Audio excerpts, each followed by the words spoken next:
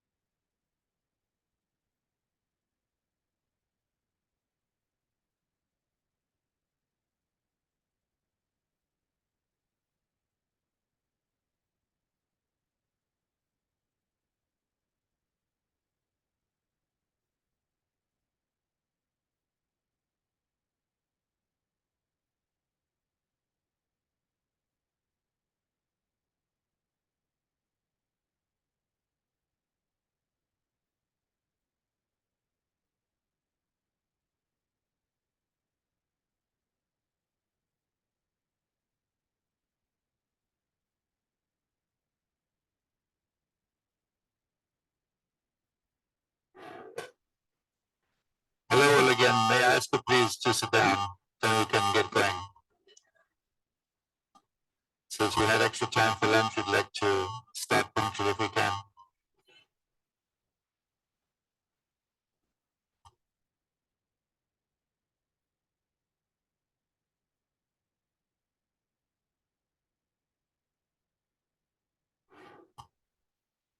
Buenas tardes.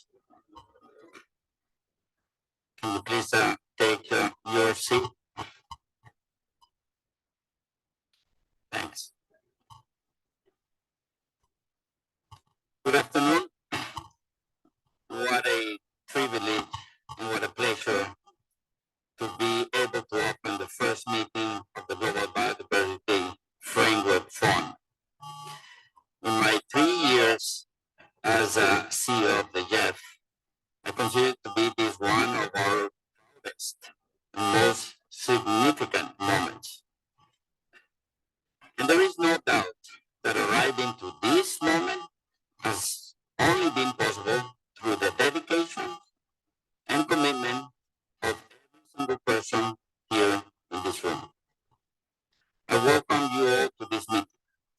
Particularly, I will welcome the observers from 5 categories to this GBFF Council representing indigenous people and local communities, women, youth group, private sector, and philanthropic and conservation organizations. 8 of you are here in person, and we are so happy to have you with us. Thanks also to those others who are joining remotely. I would like also to acknowledge the presence of my dear friend David Cooper, Executive Secretary of the CBD Secretariat, whose work and guidance has been instrumental throughout this entire process. It was just over a year ago, in December 2022, that the COP15 was held, chaired by China and hosted by Canada. COP15 ended with a landmark agreement on the adoption of the Kunming-Montreal Global Biodiversity Framework after more than 3 years of complex and challenging negotiations. Montreal Global Biodiversity Framework reflects a never before seen reckoning countries at all income levels that biodiversity loss must be stopped. It also reflects a determination and a high ambition from political leaders around the world to make this happen.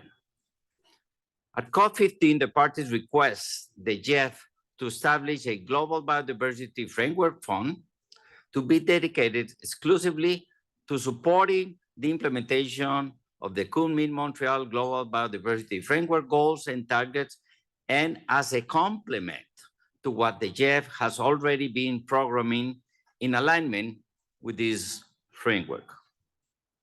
The GEF is so honored and so humble by this immense trust that you, the countries, our shareholders of the GEF have placed on us. We are committed to honoring this trust and to delivering what has been asked of to us.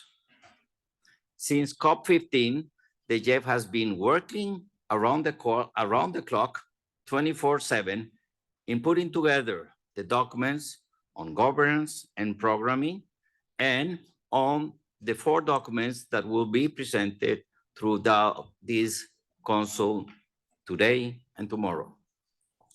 And the very fact that this meeting is taking place here today is a testament to the fact that we have together accomplished many goals at the speed of light. Within 6 months, and using the COP agreement as our foundation, we had a historic council meeting in Brasilia in June 2023, where the GBFF was established and its programming directions was agreed. 2 months later, at the GEF Assembly in August in Vancouver, the GBFF was ratified and launched. There, we also had the start of the fund's capitalization with the announcement of the first 2 contributions from Canada and the United Kingdom. Germany's subsequent announcement of its contribution enabled the fund to cross the requirement funding mark to become officially operational. Since then, we have also received a pledge from Japan. Thank you so much. At the same time, we have taken care of all internal administrative steps, and the GBFF has now been officially established as the newest member of the GEF family of funds. Every one of these parallel steps has led us to this moment, this historic moment, in our first GBFF council meeting. Throughout this entire process, we have engaged continuously with GEF council members, GEF agencies, NTBs, the trustees, several recipient countries, constituencies, representatives of the private sector and philanthropic, and representatives of civil society organizations, as with indigenous groups in local communities.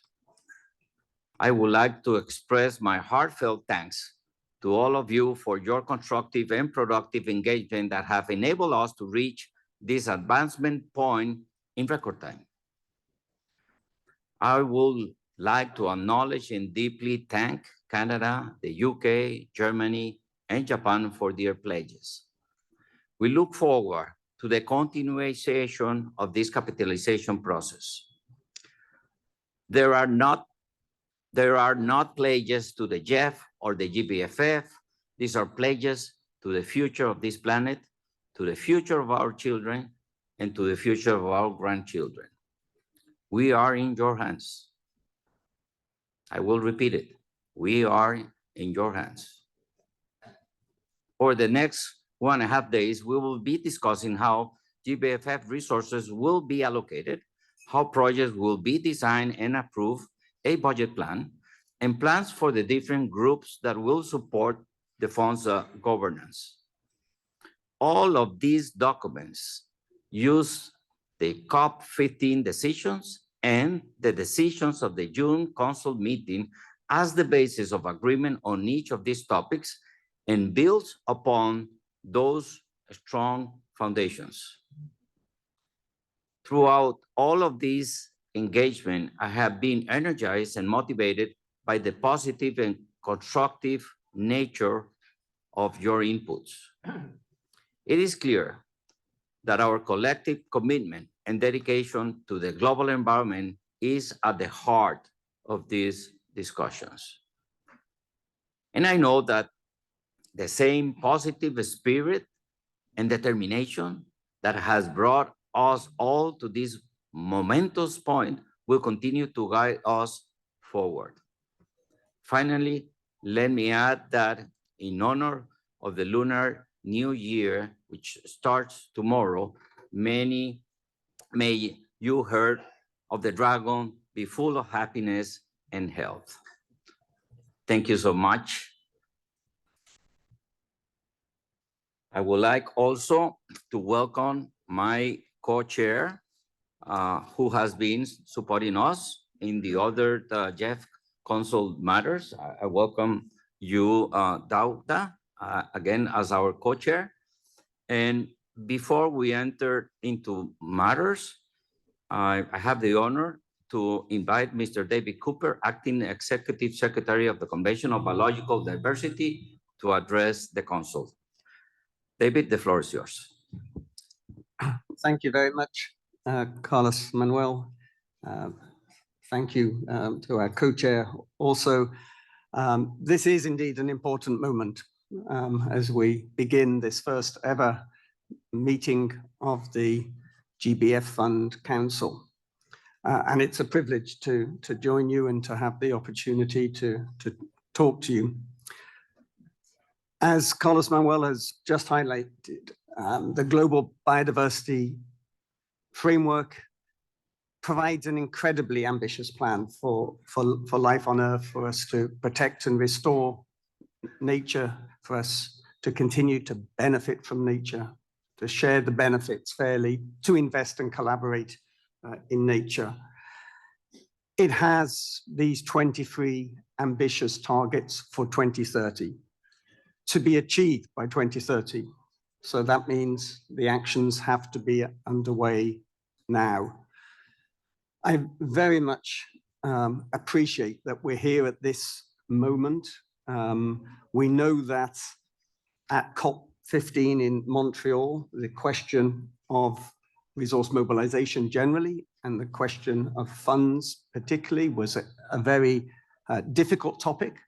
And we had a good consensus outcome there, which included the request to the GEF to establish this new fund. And I think I really want to again express my appreciation, I think on behalf of the CBD Secretariat, but I think on behalf of the CBD, that the GEF has responded so quickly with establishing the fund at the first council meeting after Montreal in June in Brasilia last year, and then launching the fund at the GEF Assembly in Vancouver in August. Thank you so much to Carlos Manuel and the whole GEF Secretariat team, but also, of course, to all the council members and partners that have made this possible.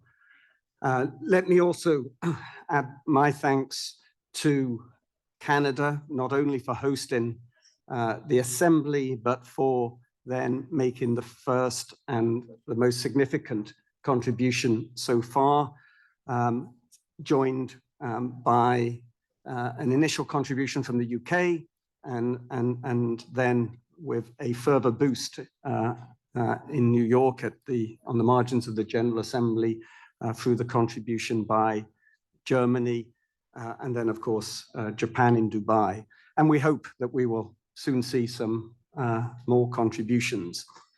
As Carlos Manuel said, the initial contributions launched in Vancouver allowed the fund to be established, passing the $200 million threshold, and we now have a little more than that, to something like 220.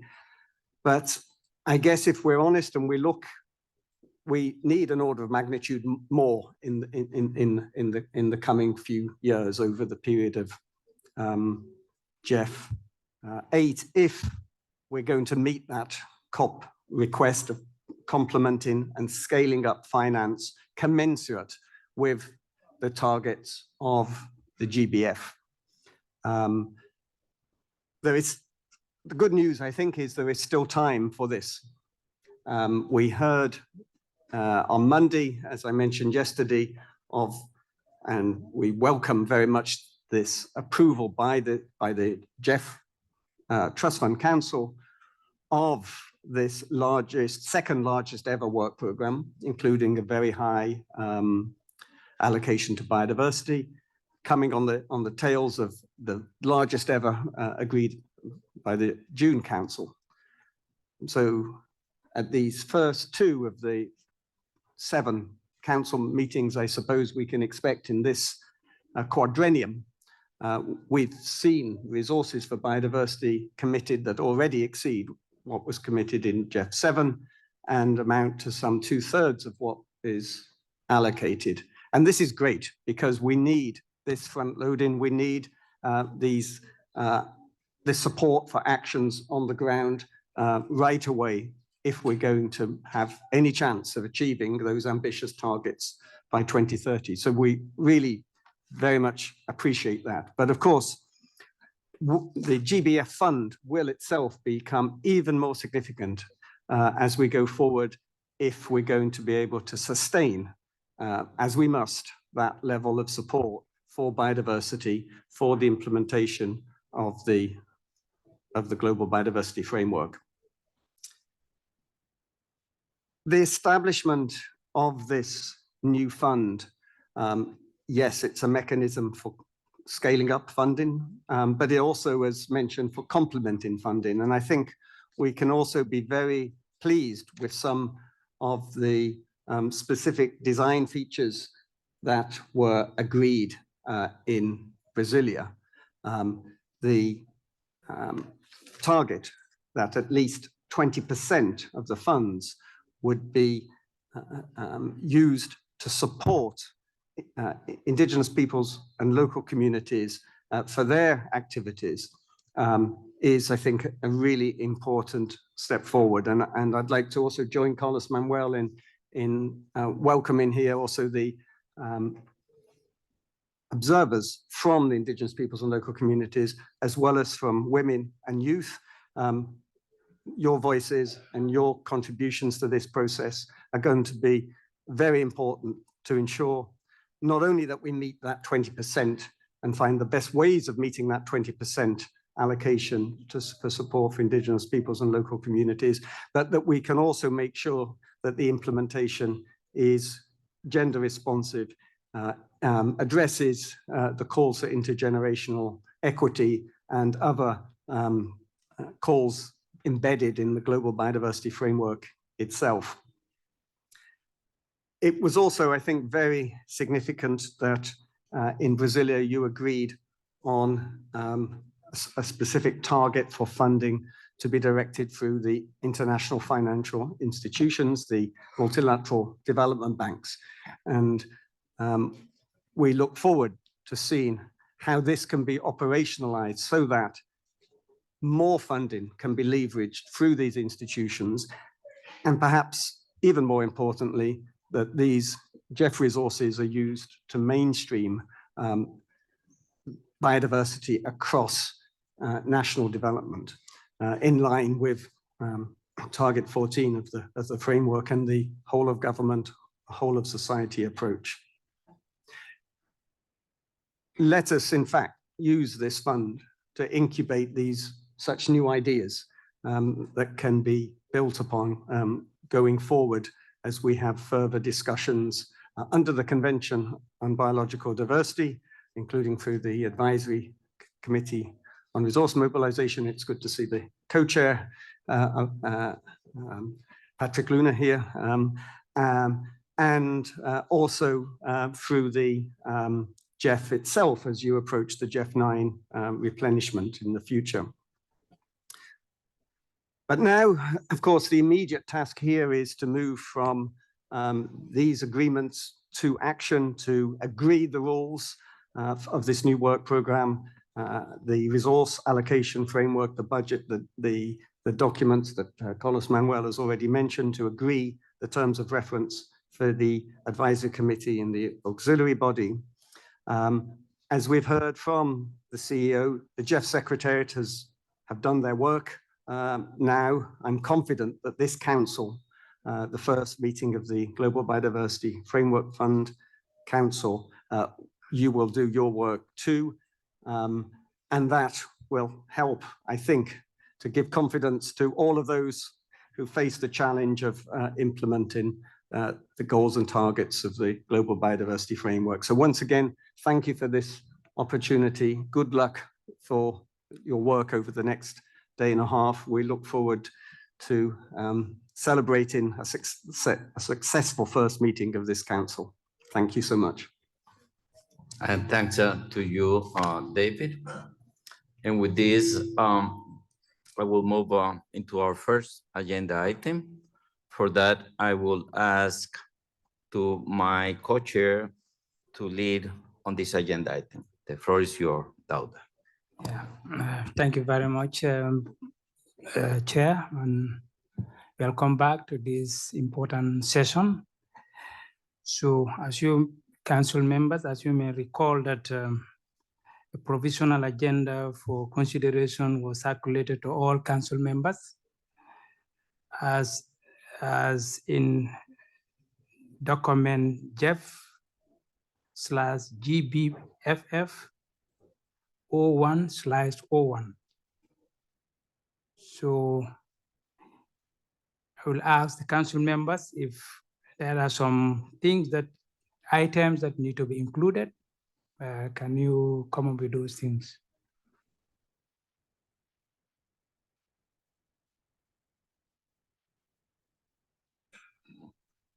Yeah. Okay. I think hence there is no agenda, no other issues as per the provisional agenda. Then can we adopt the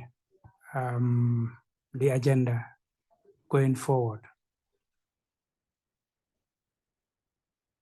So thank you very much. Okay. Okay. Yes. Okay. So I think the agenda is adopted. So thank you. Now, yes. Okay. Sorry, Ramona, turn your microphone off. Turn it back on again. You have the floor. No? Yeah, thank you. Well, we'd like to share a message with you all. It's an announcement coming from our Secretary of State for the Environment. I've been sharing views with with Wataru, our Japanese colleague, and we think this announcement could trigger, or purpose is just trigger others to join the group of donors to the GBFF. So whenever you are ready, we'd like to share a video with you all and share this message from our Secretary of State for the Environment. Whenever you are ready. Thank you. Es un placer participar en esta primera reunión del Consejo del Fondo del Marco Global de Biodiversidad, que constituye un momento especialmente significativo para sentar las bases del funcionamiento de este nuevo mecanismo financiero. Estoy seguro de que todos los presentes somos conscientes de la envergadura de los retos ambientales, sociales y económicos a los que nos enfrentamos. Vivimos en un estado de emergencia planetaria, la pérdida de patrimonio natural y biodiversidad y el deterioro de los ecosistemas y sus servicios, así como la crisis que implica el cambio climático, estimuladas en gran medida por la producción y el consumo insostenibles, son absolutamente interdependientes.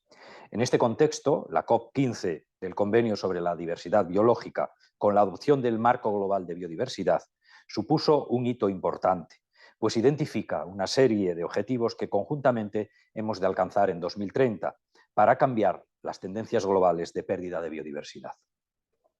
Es momento, pues, de dedicar nuestros esfuerzos a la acción concreta, con la ejecución de actuaciones sobre el terreno que transformen, que fomenten el cambio y que contribuyan al cumplimiento de los objetivos que globalmente hemos establecido en el marco global. Por ello, una vez constituido este nuevo fondo, urge capitalizarlo, urge movilizar y acelerar la inversión en la protección, conservación y restauración de los ecosistemas terrestres y marinos, contribuyendo así al logro de las metas en esta materia, aunque igualmente promoviendo importantes beneficios para los objetivos climáticos y de desertificación. Luchar contra la pérdida de biodiversidad no es solo vital en la dimensión ambiental, sino también en la económica y la social. pues la biodiversidad está en la base del 40% de nuestra economía a nivel global y es esencial para mantener los equilibrios naturales que garantizan la salud y el bienestar de las personas. España, como todos los países del mundo, se enfrenta a grandes retos para la conservación, gestión y restauración de los hábitats, de la flora, de la fauna, de los ecosistemas terrestres y marinos y para la puesta en marcha de una transformación y reconversión de aquellas actividades económicas con mayor impacto medioambiental hacia otras más sostenibles, y todo ello con medidas de acompañamiento socioeconómico y de integración de las políticas sectoriales y ambientales.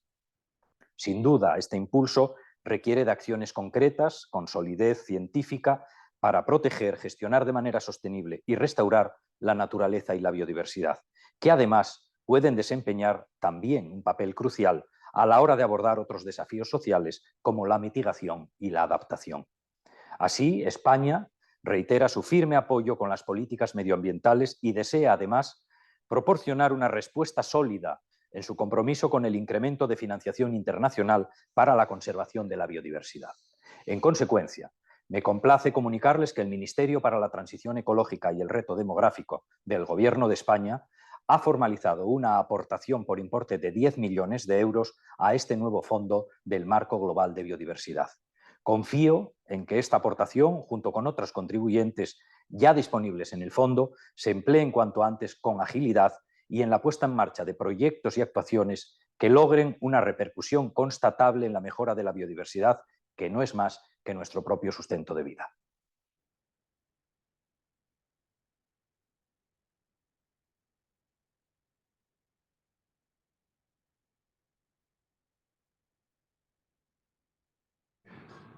I now give the floor to Mr. Wataru Suzuki, Director of the Biodiversity Strategy Office in the Ministry of Environment of Japan.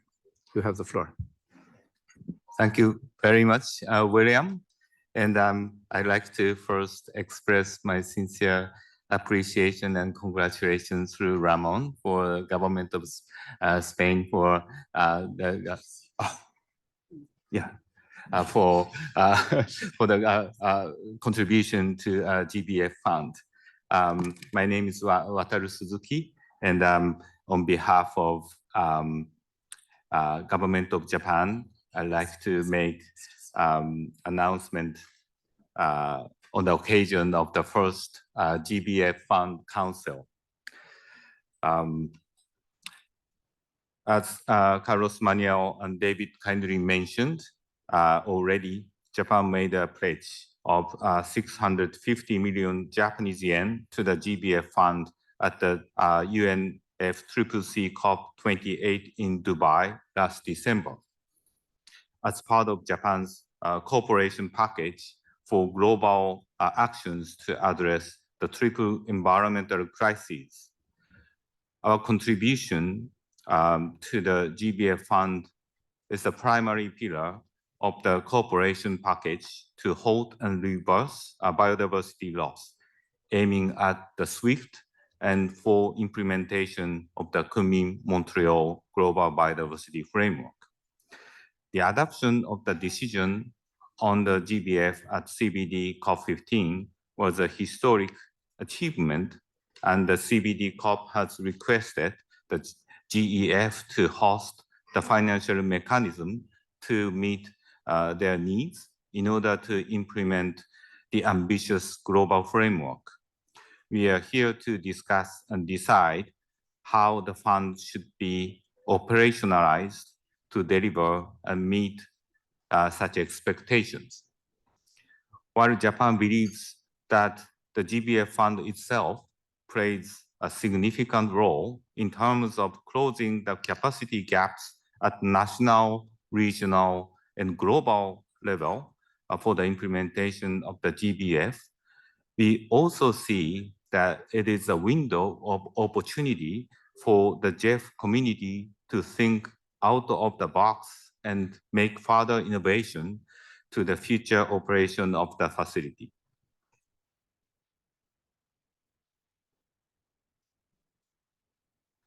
Japan would like to encourage all GEF member countries, civil society organizations, private sector partners, as well as implementing agencies, women, youth, IPLCs, and all other partners to work together to set up a robust, impactful, and functional fund.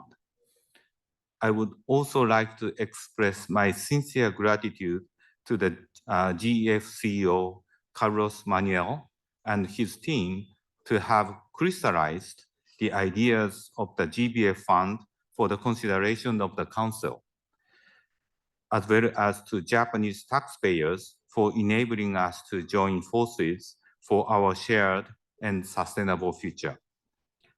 Japan will continue our strong efforts and make all the necessary arrangements for the installment so that the trustee will receive the fund in coming weeks. We are looking forward to having constructive discussions today and tomorrow. Thank you very much for your kind attention.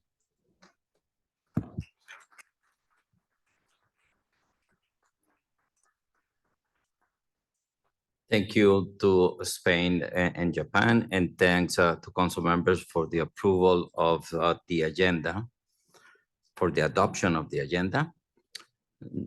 Now, allow me to introduce agenda item number 3, which is a Global Biodiversity Framework Fund allocation paper.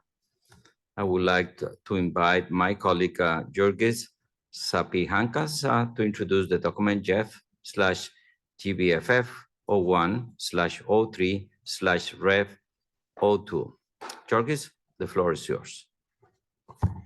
Thank you very much and good afternoon to everyone. I would request that the presentation is put on the main screen. So it's my pleasure to introduce the policy on allocation of resources for the GBF fund. This document presents for council approval today a policy that codifies and operationalizes the allocation system that you already agreed upon as part of the GBFF programming direction in the council last June. So I will go first through what was agreed as part of the programming directions last June, and then we'll present the 3 main elements that are introduced in the policy put forward today to operationalize the system. Those elements include the introduction of programming tranches and various dispositions to operationalize selection rounds and portfolio level targets. But first, let's look at a summary of what was already agreed as part of the package last June. The allocation system agreed in June is composed of 3 main elements. First, it was decided that all GBFF resources will be allocated in a country-driven manner through consecutive selection rounds open to all eligible countries. Selection will be made according to the 7 agreed criteria that are reproduced in their entirety on the right-hand side of this slide. Second, it was decided to introduce country-specific ceilings to reflect the fact that biodiversity is not evenly distributed across the globe. These country-specific ceilings are the maximum shares, the maximum percentage of GBFF resources a given country can receive. It was decided that those shares, those percentage would be equal to the respective countries' shares of the GEF 8 biodiversity star allocation. Third element, 3 portfolio level targets were agreed. First, it was decided to allocate 36 plus 3% of GBFF resources to SIDS and LDCs, with the plus 3% to be reviewed after 3 years, and if unused after 3 years, the plus 3% to be reallocated to other countries. A second portfolio target was the decision that a full 25% of the GBFF resources is to be programmed through international financial institutions that are GEF agencies, IFIs. And finally, it was decided that an aspirational programming share of 20% by 2030 is to support actions by indigenous peoples and local communities, IPLCs, for the conservation, sustainable use, restoration, and management of biodiversity. So that was for everything that was already agreed. Let me now turn to the main proposal introduced in the document put forward today. First, it is proposed that allocation of resources would be done through discrete programming tranches triggered by capitalization thresholds.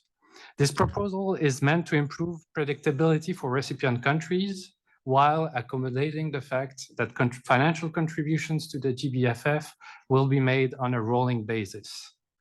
Predefining the size of programming tranches will most notably enable recipient countries to anticipate and prepare adequately sized project proposals.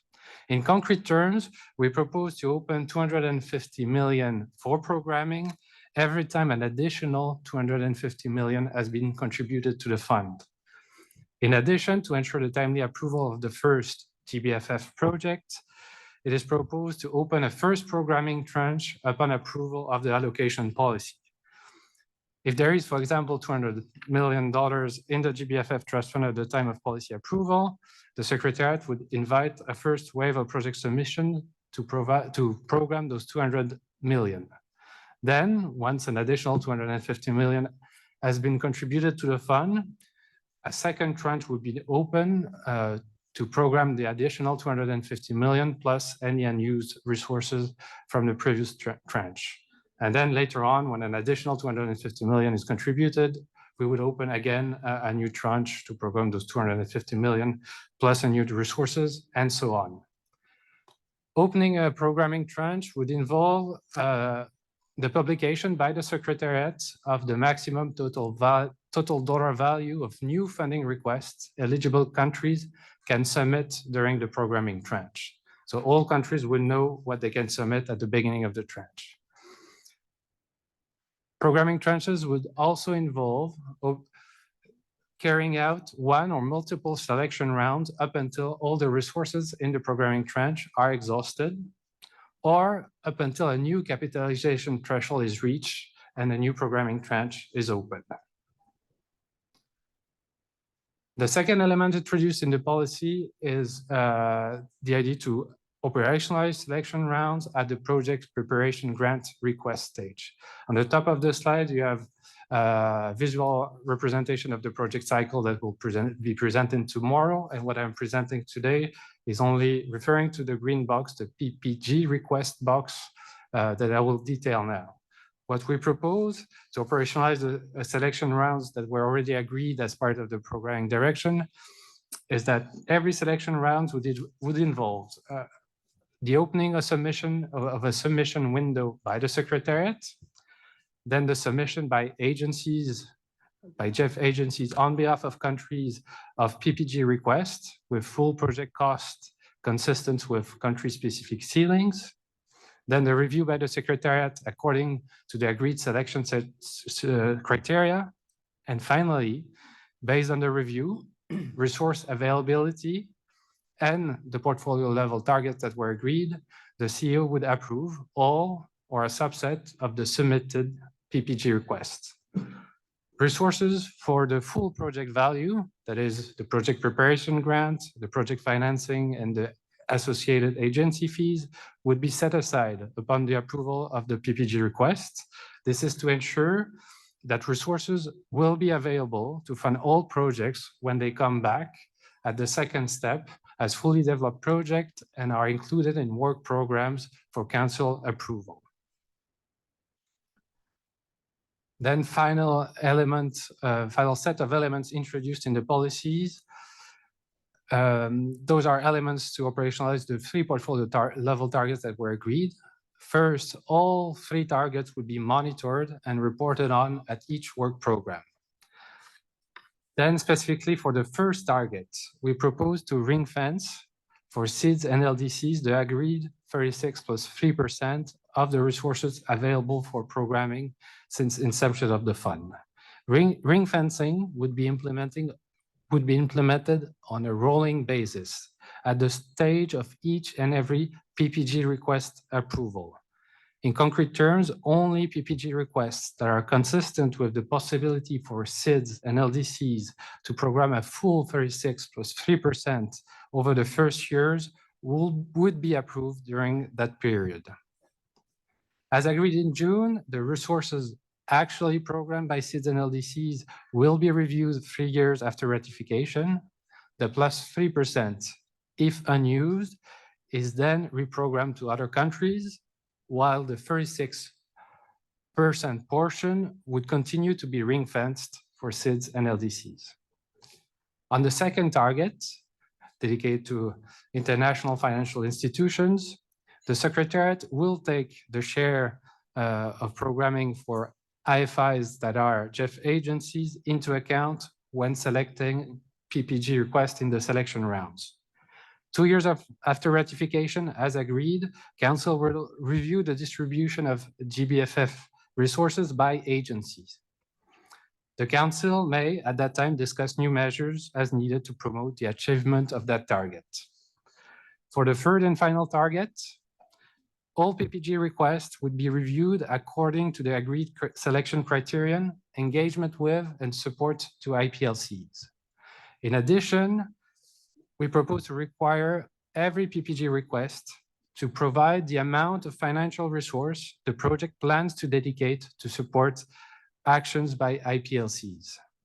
These amounts, as confirmed at endorsement stage, when the projects come back fully developed, would be monitored and reported on at the portfolio level at each work program. With that, I went through the main proposals introduced in the document, and I give back the floor to the chair. Thank you very much. Thanks to you, Georgis, for the presentation of the allocation paper. Now, I would like to open the floor to council members for comments or questions. I'll pass it over as we normally do with William, who will be keeping the list of speakers. William. Thank you very much. Antonella, you have the floor.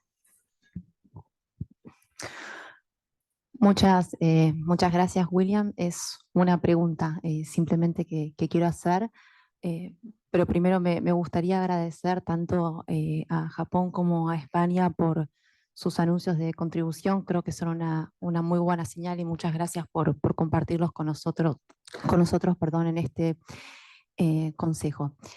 Ya que vamos a discutir varios asuntos de la agenda hoy y mañana, me gustaría consultarle al trustee, porque bueno, hasta el día de hoy no tenemos ningún informe sobre el estado actual de las contribuciones, porque estamos comenzando, ¿no?, a trabajar en el GBF Fund. Me gustaría preguntarle al trustee si nos puede informar cuál es el estado de las contribuciones al día de la fecha, la cantidad de cartas de intención que se han firmado y cuántos acuerdos financieros se han firmado y cuáles son los países. Muchas gracias.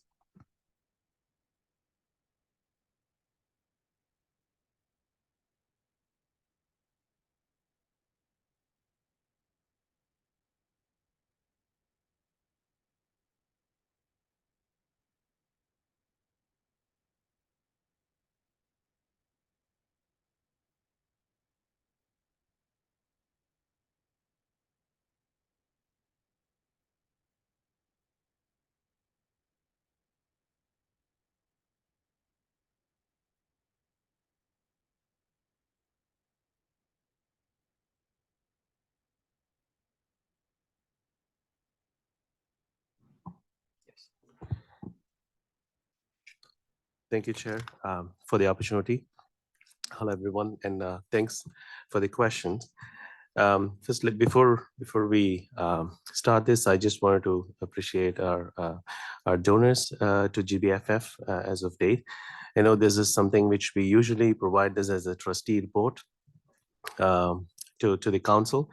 This being the first council meeting, we're holding off on this, and we will be rolling this information going forward.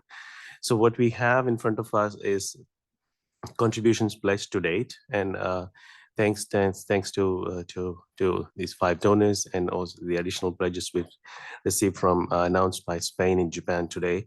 We have about 219 million US dollar equivalent that has been pledged to date, which the process goes like, after the pledges, we do have a formalized signed agreements with the donors, and we have to date, we have signed agreements with 3 donors, and of which 2 we have received contributions from. So together it's about $54.6 million we have received in cash as of date. And we are working with two donors, Japan and United Kingdom. We're formalizing their pledges in the form of contribution agreements. Should be expected soon. So then we will be ready to receive the contributions from this. Since I have the floor, I just would like to also update on the process of utilizing these funds. We request these agencies who are interested in accessing resources of GBFF to contact the trustee to formalize the agreements in the form of financial procedures agreement, which is a requirement to access financing. So we appreciate agencies to reach out to the trustee to take this forward. With that, I'll stop here. Thank you. Antonella, any further comments or questions to Praveen?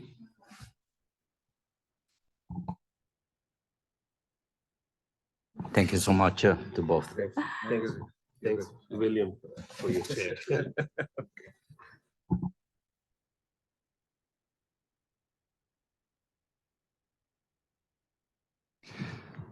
So, Stéphane, you have the floor. Merci beaucoup. Alors pour ma part, je n'ai pas de questions, mais un commentaire, quelques remarques à apporter. Alors, tout d'abord, on a en face de nous un défi qui est l'adoption d'un nouveau modèle d'allocation des ressources, qui est à la fois sensiblement différent de celui du Trust Fund historique du GEF, et qui est également complexe puisqu'il nous demande de poursuivre plusieurs cibles, des objectifs multiples. Et il nous semble que dans ce contexte-là, il est important de faire preuve à la fois de transparence pour donner de la visibilité à tous les acteurs et adresser les inquiétudes qui peuvent se faire jour. Il faut faire preuve aussi d'agilité avec un modèle qui ne soit pas excessivement complexe à mettre en œuvre et qui ne crée pas de délais inutiles. Et enfin, il faut un système qui permette de suivre en temps réel l'évolution des flux et de rétroagir en tant que de besoin. Et il nous semble que ce qui nous a été présenté par le secrétariat remplit ces 3 critères. Et donc, nous tenons à vous en remercier et à vous en féliciter. Plusieurs des remarques que nous avions apportées durant les consultations ont été prises en compte, notamment la baisse du montant des tranches. Et d'ailleurs, de ce point de vue-là, si ça recueillait le consensus, on serait favorable à encore réduire de 250 à 200 millions les tranches ultérieures. On salue aussi la proposition de communiquer à tous les pays récipiendaires les montants maximum auxquels ils seront éligibles. C'était également une de nos demandes qui va dans la bonne direction. Moi, une autre remarque que je voulais faire, c'est que au vu des montants en jeu et au vu des objectifs poursuivis, il nous semble vraiment important que ce nouveau fonds puisse au maximum développer des projets en cofinancement avec d'autres partenaires, qu'il s'agisse du Trust Fund historique du GEF, qu'il s'agisse d'autres banques de développement, d'autres agences bilatérales de philanthropie, du secteur privé. Et de ce point de vue, je voudrais particulièrement souligner l'importance de l'objectif de 25% de co-investissement avec les BMD, qui nous semble vraiment clé pour atteindre l'impact et l'effet transformationnel que nous visons tous. Et j'en ai fini avec mes remarques. Merci beaucoup. Merci beaucoup.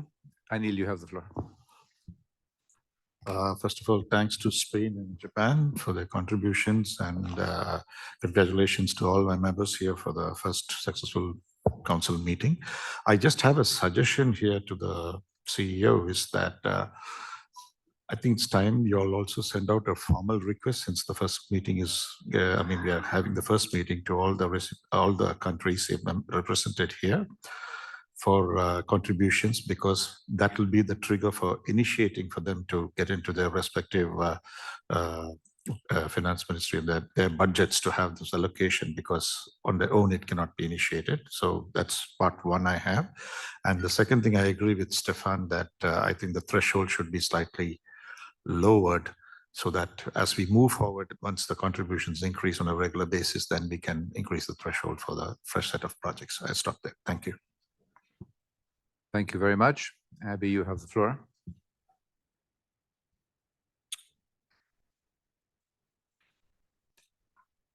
Thank you. I have too many electronic devices out to be moving quickly.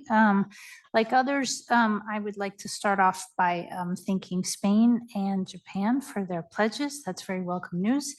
Also like to commend Spain for getting their contribution agreement signed very quickly. That is also welcome news and not always easily done, but congratulations to you and the trustee.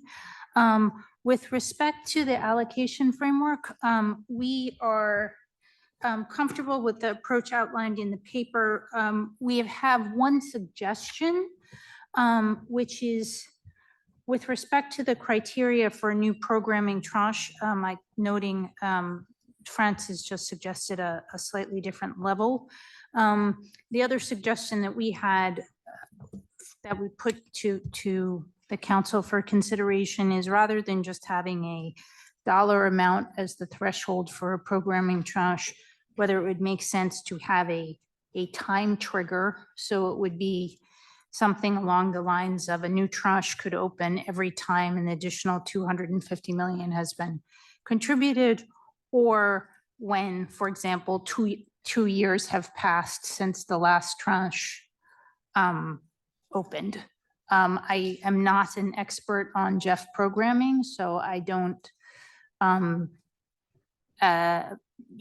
open to reactions from others as to whether this is a good idea or we should stick with the single trigger, but it struck us as having the two might be a way to keep some, to keep momentum in the programming in that form, while also, I think, preserving what you wanted to do, which is not to have the tranches themselves be too small to be of interest when they're being programmed. With respect to the programming criteria, I thank you for outlining how you intend to manage toward the targets. We are very firmly of the view that it is important to reach all of those targets for the SIDS and LDCs target. We hope that there's the ability to reach the full 39% of their allocation. And we hope that, if that's exceeded, that would be a good thing from our point of view. So it's not intended to be a ceiling. Like others, we would like the GEF and the GEF agencies to take seriously the target of programming a full 25% of resources through the IFIs. This is something that we feel very strongly about, and obviously we appreciate your kind of guidance on how you're going to be measuring this, but it's important, I think, for the whole partnership for the agencies and the focal points to be thinking about how having to meet this target, which we've all agreed to. And then lastly, we're also very keen to see the GBFF meet the goal of programming 20% of resources to support actions by Indigenous peoples and local communities. And we appreciate your proposal about how you intend to track that and how that can be part of project components. so that it's kind of visible on an ongoing basis. Thank you. Thank you very much. Barbara, you have the floor. Thank you for the opportunity to speak today at the first council meeting of the GBFF. We're delighted that we're here today. Appreciate all the work done by the Secretariat to have us arrive at this moment. Thank you, Carlos Manuel, for your description of the journey, and it was our collective journey, and we're really quite delighted that there were a few Canadian stops along the way, being COP15 in Montreal and the GEF Assembly in Vancouver. And it's very nice to see many of the faces that were there in Vancouver here today around the table and the broader room, partaking in this momentum moment in terms of moving forward. We hope the Canadian contribution to the fund, along with the UK, Germany, Japan, and now Spain, and yes, very fast about getting the money right into the account. That's impressive. Will catalyze additional public, private, and philanthropic funding, and we encourage those who are in a position to do so to contribute. There is really much work to be done, and the time is now. More specifically about the resource allocation policy that thank you for the presentation. We really do appreciate the efforts to operationalize it in the intent it was designed. And from a Canadian perspective, which I know is shared by many, we're committed to supporting developing countries in the implementation of the KM GBF. We're also pleased to see the very explicit mention of the 36.6% target being ring-fenced for LDCs and SIDS. This is, I think, really important in the design and the go forward. And also that we have countries that are areas of biodiversity importance receiving funding through this mechanism. We strongly encourage recipient countries to continue to prepare strong proposals so that a robust June work program is available. That will be critical. And similar to our American colleagues, we would like to underscore the importance of the 20% aspirational programming target for Indigenous peoples and local communities. We believe strongly that robust engagement of Indigenous peoples is critical, as their traditional knowledge will be pivotal to achieving global environmental benefits. We will not get there without that. And additional information on how the engagement will be evaluated and tracked, and explicit guidelines, I think, will be important for us to realize that target. And linked to this, just to reiterate our support for the Indigenous Peoples Advisory Group and the ongoing consultation of IPAG, also critical for the realization of this 20% aspirational target. I would also underscore an element, we've got the framing of the 7 selection criteria, and then the support of key policies that GEF has, such as the gender policy. And we're really looking forward to seeing how the GBFF can contribute to the realization of Target 23. And in terms of the suggestions of our colleagues around the table, France, around the adjustment of a tranche upper limit, no concerns about taking that approach if that's the approach the table chooses to take. And likewise, a time trigger of some sort, as proposed by the Americans, is also most welcome. I think for us, it's really important now to see action, and any pieces that allow us to have that realized is what's critical. So once again, it's been fantastic to be on this collective journey, and we look forward to what's to come. Thank you. Thank you, Barbara. Maher, you have the floor. Thank you, William. Dear council members, it's absolutely a pleasure witnessing the first biodiversity fund council today. I'm actually would like to thank the government of Spain and Japan for the recent contribution. Also, thanks extended to the GEF Secretariat for the extensive work that they have put in this fund in a very timely manner. Looking at the first document that we are, the resource allocation for that, I could see just a general comment, and I will have a request after my observation. So looking at the list of star allocations under the GEF8 for the biodiversity, the majority of the countries, they have, especially those have a single digit of allocations under the GEF star allocations biodiversity under GEF8.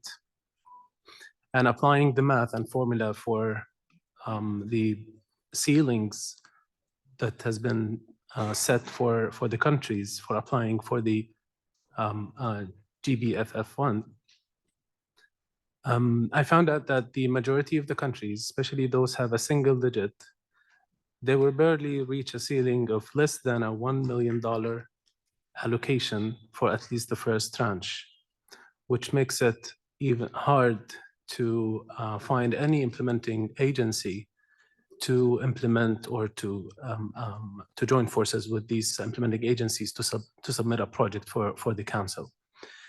Having that said, it's also even harder to achieve the portfolio target level of the IFI's 25%, because you can barely find an IFI that will be join forces with any of the countries that have a less than $1 million allocation as a ceiling to implement a project.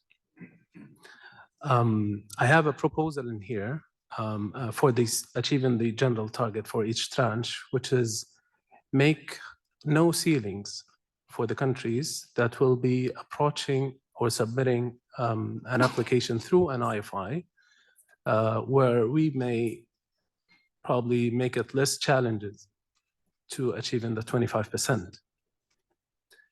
I don't know, I also want to hear the GEF Secretariat or the Secretariat reflections on how they're going to assure that the countries that have single digits under the biodiversity funds will be programming these targets. Thank you very much. Thank you very much. Ben, you have the floor. Many thanks, William. Firstly, as Carlos Manuel, David, and Barbara have said, I'd just like to say how pleased we are to be part of this first council of the GBFF. I think this is, as others have said, this is a landmark moment. We also particularly pleased that, as announced by our minister in Vancouver, we were one of the first donors to help get this fund off the ground in initial capitalization, along with, of course, my colleague from Canada. Ours was an initial 10 million contribution, and we've been working closely with the trustee in respect to that contribution to make that operational. We are very happy to see Germany and Japan, as we just heard, follow suit. And today, many congratulations for the contribution we've heard from Spain too. We hope this will encourage other donors around the table to contribute, but also we hope that it will encourage the private sector, philanthropic organizations to contribute as anticipated by the agreement reached at COP15. We very much look forward to this meeting and to agree the documents we allow us and others our other funding to move now to delivering important projects to deliver on the coming Montreal Global Biodiversity Framework. Turning to this agenda item, we welcome the allocation paper as a pragmatic approach to delivering on the COP15 decision for predictability and timely flow of funds, whilst keeping also to the negotiated agreement we all reached in Brasilia. We agree that to do so, we agree a lot of the detail of the paper, but we won't go into detail all those aspects we agree with, like many of us, I think, have already reiterated some of those points already. As such, we very much support the paper and the decision. However, on the points which have been raised, we'd be happy to hear others' views on the 200 million ceiling and the time limit tranche. We generally support it. We don't have any major concerns with those two suggestions, but it'd be useful to hear the Secretariat's views and how realistic those will be. Many thanks. Thank you very much. Annette, you have the floor. Thank you very much. And once again, we would like to very much say thank you to the GEF Secretariat and all council members and alternates for their important work and invaluable support in guiding the GEF Council through the challenging processes of setting up the GBFF. As I said, this seems to be a landmark moment. I feel slightly awkward saying that, but anyway, I think this truly is a landmark moment. Also, thank you very much to the other donors that have made pledges since New York. I would very much like to encourage all that are in a position to contribute and haven't done so yet to consider contribution. This is really, really important that we get that right, and it needs a concerted effort from all. We are looking forward to seeing results very soon. I think that's what also might help to trigger further support. And from our point of view, the GBFF will help to leverage biodiversity finance by engaging the private sector and leveraging the financial convening power of MDBs and IFIs. This is of major importance for closing the daunting nature finance gap. Against this background, Germany is welcoming the proposed allocation mechanisms with a couple of comments. While agreeing to the proposed approach to operate the tranches of $250 million, we are concerned that a given threshold implies that contributions will possibly not be utilized in time, which is not attractive for further contributions. Maybe you can give some explanations how this works. Because the way I imagine it at the moment is that someone here might make a new contribution and it sits around until the next tranche is opened. This is something we, for example, wouldn't be able to do. Given the voluntary nature of contributions, we therefore propose to add a clause that a tranche within a specified time frame can be opened for calls, even if the capitalization of $250 million is not reached. And possibly a time frame of 2 years might be too long, because that means that you're outside the financial years. And so maybe we can discuss that. We would like to underline that the 25% share for MDBs and IFIs is similar to the 36+3% allocation for LDCs and SIDS, as you said in your presentation, not an aspirational target, but a target which we will be following closely. We are all aware now of the danger of amounts for individual countries being too small for meaningful impact. And I very much agree with Maher's analysis regarding the risks. We therefore emphasize that there might be a need for regional clustering in order to set up meaningful, impactful projects at larger scale. We could, for example, just purely, for example, envisage regional clusters for the Amazon, knowing that the 8 countries of the Amazon have different biomes of biodiversity value outside the Amazon, of course, or a regional cluster for the SIDS, for example, in order to have a meaningful package that can actually then elicit further co-finance on private sector. To reach the 25% portfolio level target for programming by the MDBs and IFIs, the GEF Secretariat should therefore promote a stronger cooperation between the GEF focal points and MDBs and clearly communicate the planned minimum allocation of 25% for funds for the MDBs. In our view, the GBFF is the great chance to show the unique advantage of MDBs and IFIs to elicit private sector cooperation. So to meaningfully scale up biodiversity finance at large and mainstreaming biodiversity into areas which are traditionally not too well connected to the environmental agenda. With respect to the 36+3% reserved for the LDCs and SIDS, we welcome that the Secretariat is not only monitoring and reporting on the target for the LDCs and SIDS, but will also work actively towards this target, which we believe might be absolutely necessary in order not to miss it. And it might be necessary also to propose appropriate measures at an early stage if it appears to be endangered of not being met. Regarding the selection criteria, we would like to request further elaboration on how many of the criteria need to be matched and to which degree for the GEF Secretariat to approve a PBG. Thank you very much. Thank you, Annette. Ramon, you have the floor. Gracias, William. Bueno, creemos que este es un documento relevante en el que debemos prestar atención. Creemos que la correcta definición en la asignación de los recursos es una cuestión decisiva para asegurar el éxito del fondo. Queríamos resaltar el segundo criterio de selección de los proyectos que se estableció en las directrices programáticas, la alineación con las directrices del fondo y el avance en la aplicación del marco global de biodiversidad, Kunming-Montreal. Creemos que debemos enfatizar este segundo criterio, pero en el sentido de no solo valorar el alcance en la implementación del marco global, sino también la magnitud o el grado de contribución a sus objetivos, ¿vale?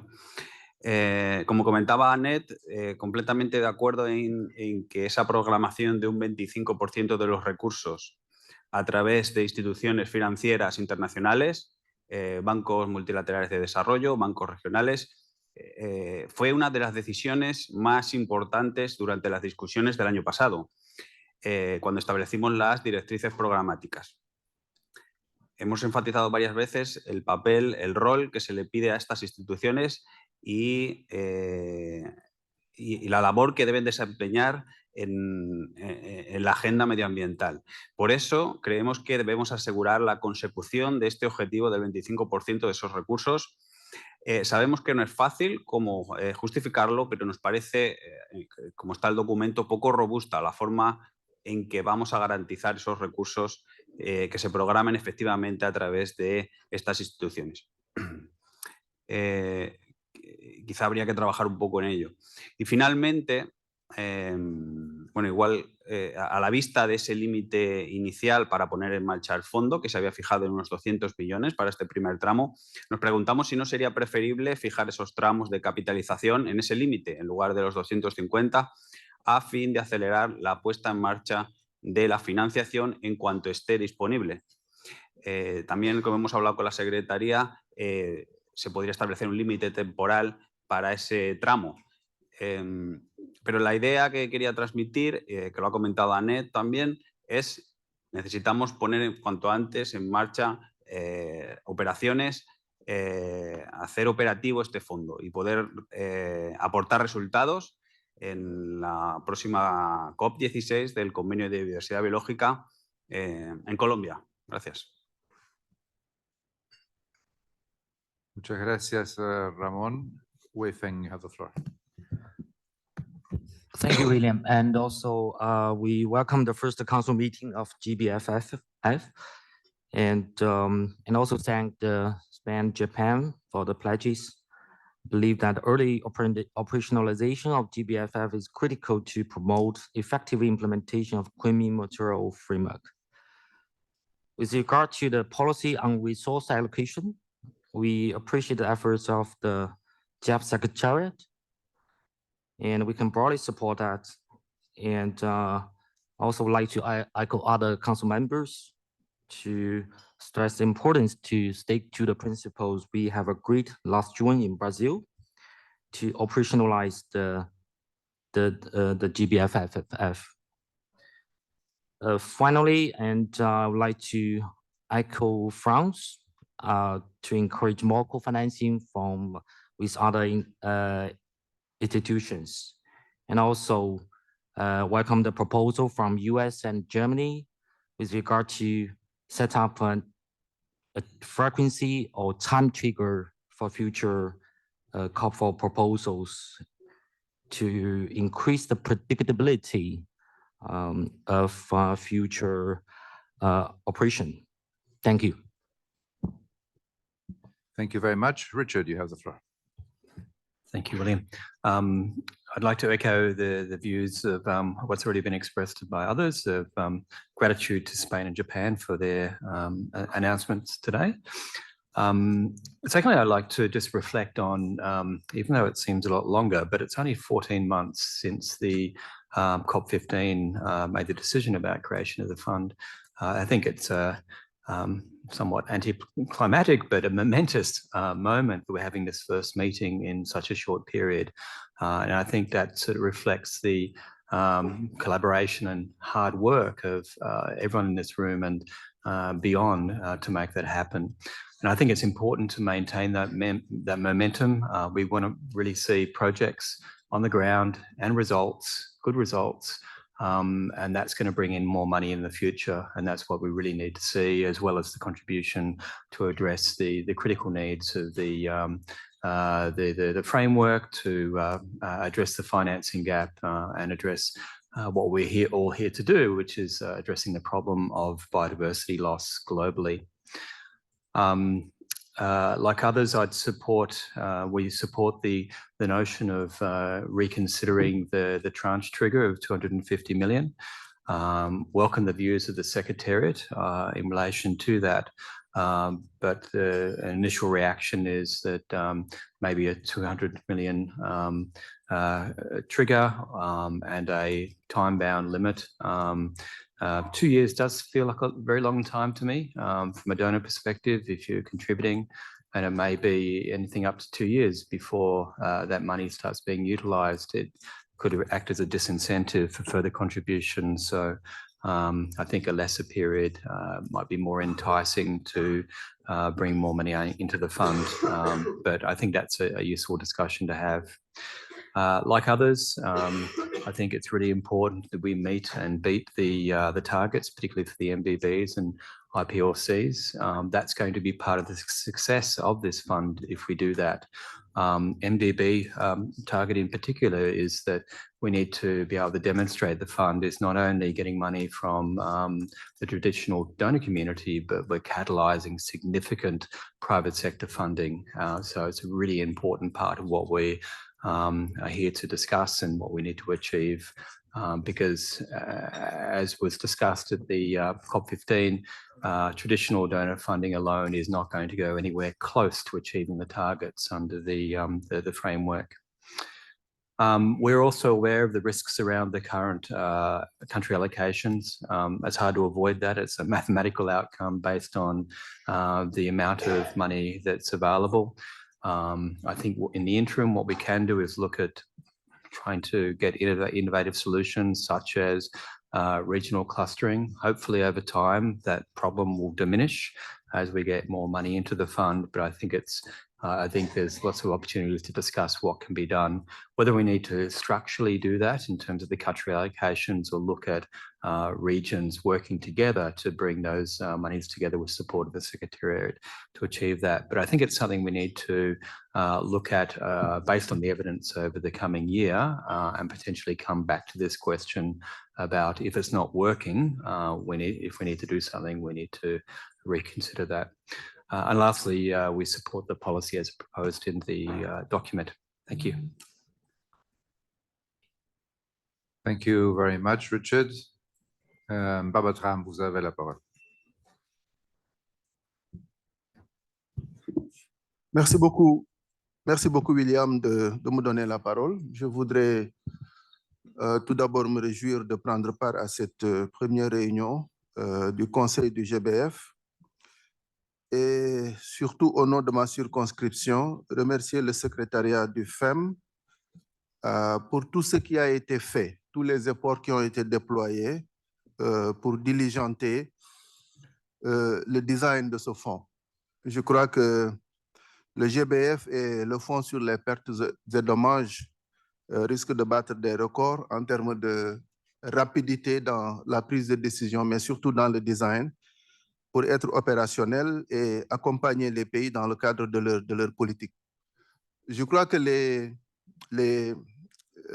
annonces qui ont été faites pour contribuer au fonds constituent un signal très fort que nous, pays récipiendaires, nous recevons avec avec beaucoup de joie dans la mesure où c'est la preuve justement que ces pays-là sont aujourd'hui dans les dispositions pour accompagner tous les efforts qui sont en train d'être pris dans les pays en développement pour lutter contre la perte de biodiversité.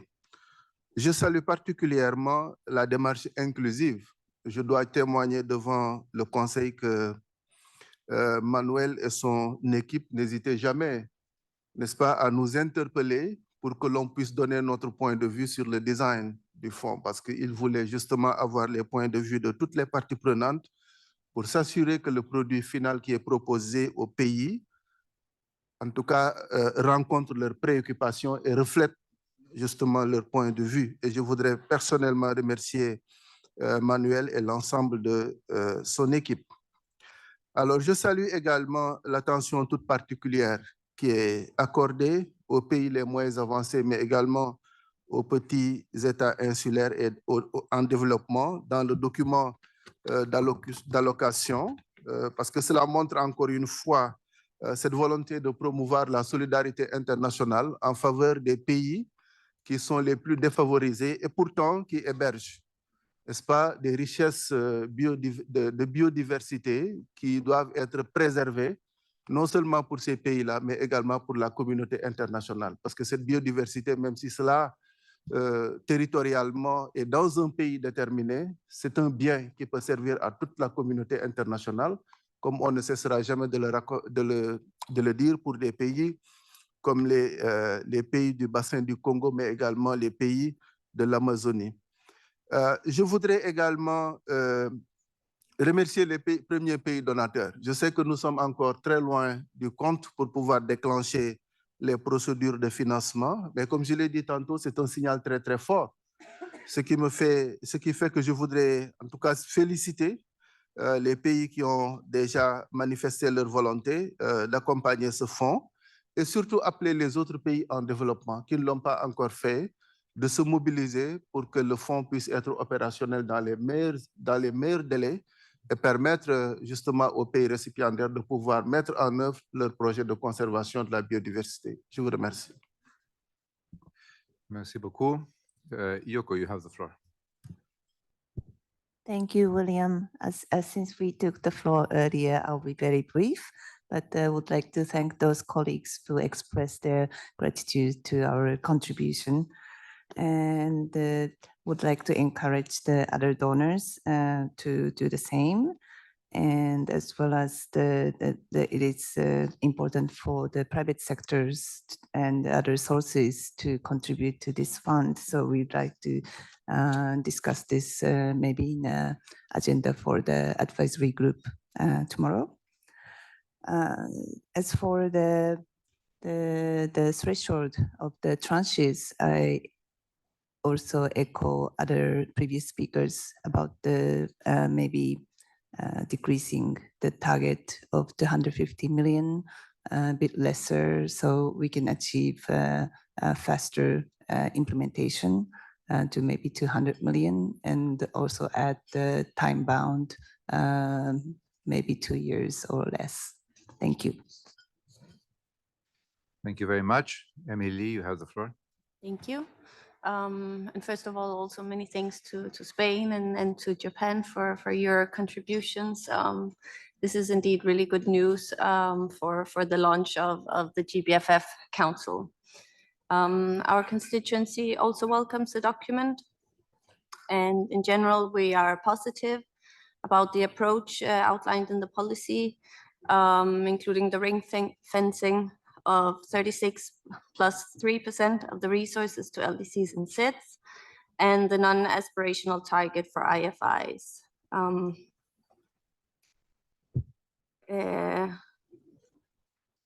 We just have a few points for clarification. First of all, we would like to know how the different selection criteria indicated in the document would be weighed. And we would also like to request some more information on the selection criteria for engagement and support to IPLCs and how this would be reported on.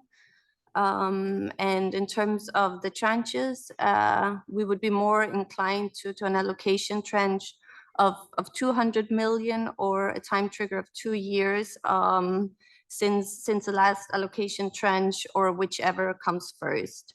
And finally, we'd just like to emphasize on the importance for the GBFF Council to approve its first work program ahead of COP16 to demonstrate swift support to the implementation of the Kunming-Montreal Global Biodiversity Framework. Thank you.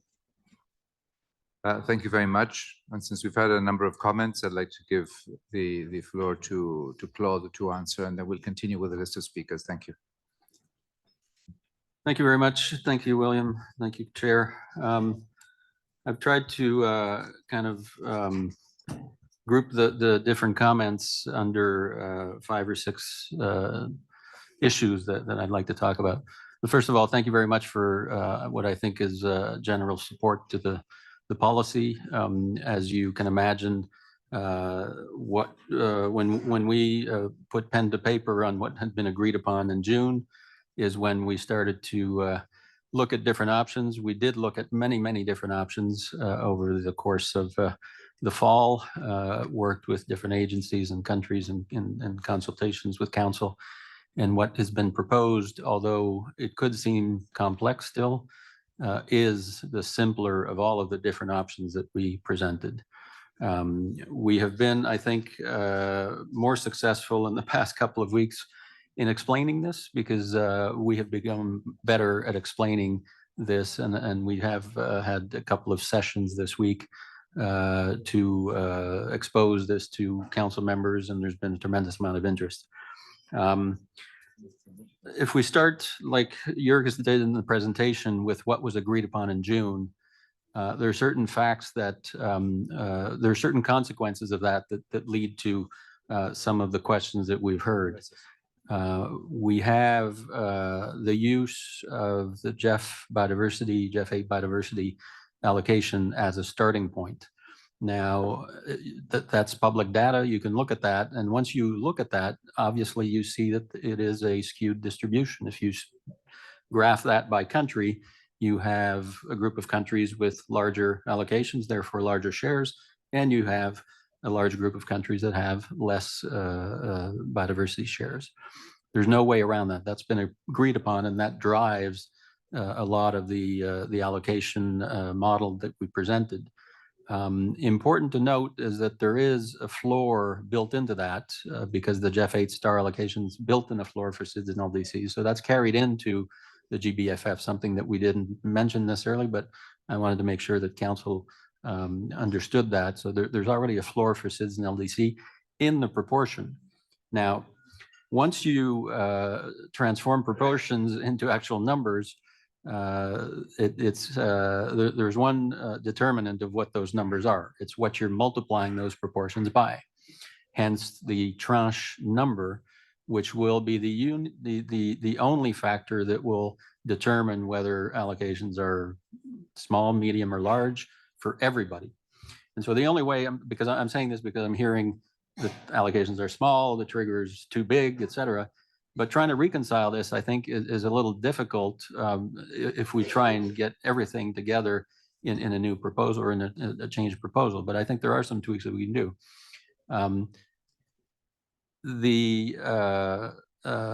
Decreasing the tranche level will have the effect immediately of decreasing the actual number that countries will have access to. So I don't think we want that. But one way, I think, to hedge our bets on making sure that we are not entirely dependent on a number for the tranche is to have this time trigger. And I would propose to keep the 250 million as the tranche and let the time trigger be the one that will trigger 200 million or 180 million or 240 million if we do have that. If we were to decrease the tranche to 200, we may lose opportunities to actually program more. Let me just give you an example. Let's say it's 18 months for a trigger. We have 190 million or 200 million in the tranche, and that's the size of the tranche. But in the next month, we get another 50 million. We would have lost the opportunity immediately to include that because our trigger would be 200 million and not 250. That 200 would be triggered in the same fashion because of a timestamp. And so I think by leaving it 250 and having a timestamp that council would feel is 18 or 24 months, which are the two numbers that were put forth, I think is a better way to hedge our bets. We will flush money independent of the amount of money in the trust fund at whatever that time trigger is, or better, we will be able to open tranches quicker if we have more money in it, and those tranches would be bigger. So I think by leaving the tranche size at 250 and imposing a time trigger, which you can tell me what you would prefer, 18 or 24 months or for a different value, I think resolves these two issues. We're not going to move to even smaller allocations, but we will be able to have a reasonable timeline that would continue to put money in the system, independent of whether we're hitting that 250 million. So that would be one way, I think, and it's an easy fix. We just have to include one half sentence in the document, not even in the decision, that would, and I looked at it here, that would basically say, a new tranche is opened every time an additional 250 million has been contributed, or 2 years, X amount of time since the prior tranche was opened. And so that allows us, again, to move money as fast as we can based on a slightly more ambitious 250 million tranche, or whatever is in that trust fund at that time period. So I think that would be the best proposal to allow and hopefully have the biggest country allocations based on the tranche number and move money as quickly as possible. In terms of some of the other comments, we had some comments on the mechanics of the criteria and the importance of criteria and how many criteria need to be fulfilled. If you look at the criteria, there are some that are basically binary and many that are qualitative. And let me give you an explanation of that. Obviously, a project has to be eligible based on the programming directions of the GBFF. And to bring a stupid example, if a project is promoting renewable energy in cities in country X, obviously that's not eligible. It could be working with MDBs, et cetera, we would not be able to fund that. On the other hand, a project that is setting up a network of protected areas and it's working with IUCN and it has co-financing, et cetera, that would be eligible and then would be compared to other similar projects. And we obviously, a poster child project for the GBFF would be one that ticks off every criteria in the best fashion possible. That may happen, that may not happen, but we will be able to use a criteria to rank the projects and compare apples to apples and be able to say, this one has more impact, this one fulfills many more of the criterias. We need to consider the portfolio level targets. Therefore, we will also include that as an additional decision point in the selection of projects. So I think there is a fair level of transparency. There's an understanding, or there should be an understanding, and we can make this clear in the call for proposals in the selection rounds, how these criteria will be used and determined. That's fairly easy to do. And I just wanted to make sure that people understood that they're not all equal. Some are binary and others are more qualitative. In terms of, there was questions of MDBs and co-financing. We have been in discussions with the private sector. Our colleague Matt Reddy has been doing a great job in reaching out. There is interest. It still is a long way to materialize in actual pledges or donations to the GBFF. But in the same way, we have, and this has been led by our CEO, reached out to many of the philanthropies, which obviously have a lot of the ones that we know that have a lot of interest in nature, to find ways to bring them to the table and start either co-financing projects or eventually making contributions and being donors to the GBFF. So this is ongoing. Obviously, we don't have those donations yet. You can understand that these are discussions that may take a little bit of time, but I just wanted to mention that those are not in any of these documents right now, but they are activities that we've been very, very active and hopefully will eventually bring home hopefully some fruitful results. In terms of the question of IPLCs, IPLCs are extremely important. We have an aspirational target of 20%. We have included a lot of information just to give you an idea of the mechanics, and this may be too much sausage making, but the PPG request that will trigger the selection process demands about 5 pages of it. I thought he was going to cut me off. Demands about 5 pages of information. So we're not talking about, a thesis or anything. A lot of that information is structural in terms of agencies, countries, executing arrangements. A lot of it is financial. And then we have a couple of pages on the actual project description, which will include a lot of dedicated information on IPLC engagement. And this is something that we will, from the start, have a very detailed, and this is not something that we have at this level of detail in all GEF projects. This is something specific. Hopefully we'll learn from this and we can move this into other trust fund templates. But this is something that will help us both engage with agencies and countries at the PPG request to push them where it makes sense to engage with IPLCs, and also have a mechanism to start to assess the value in the project design when it comes back to us of what they had proposed to do, and eventually to be able to monitor the engagement and the resources that are going to IPLCs.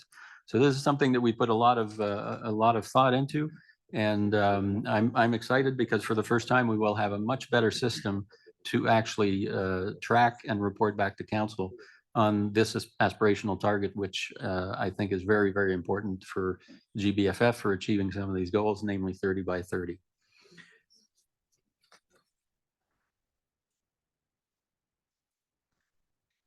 On India's question, I hope our CEO has taken note of sending a formal request to contributors. And I think that's, yes, thank you. There were 2 questions, I think, or 2 comments on the regional projects. That's entirely possible. And we are encouraging, or we will be encouraging countries to get together and submit multi-country projects, which would be the case. I think we've already started to socialize this within some of the SIDS constituencies, and it seems to be something that's very appealing. And it could be around, for example, supporting National Conservation Trust Fund developments in these countries where you can pool the resources with one agency and actually gain economies of scale. So I think that responds to most of the questions, and I'm sorry if I missed them, but I think we're still going to open the floor. Thank you very much. So next speaker is Laura Rajanelli. Yes, thank you very much. We would also like to thank the Secretariat for putting up these documents and working so hard to make this first GBFF Council meeting happen. And we'd also like to congratulate Japan and Spain for the pledges.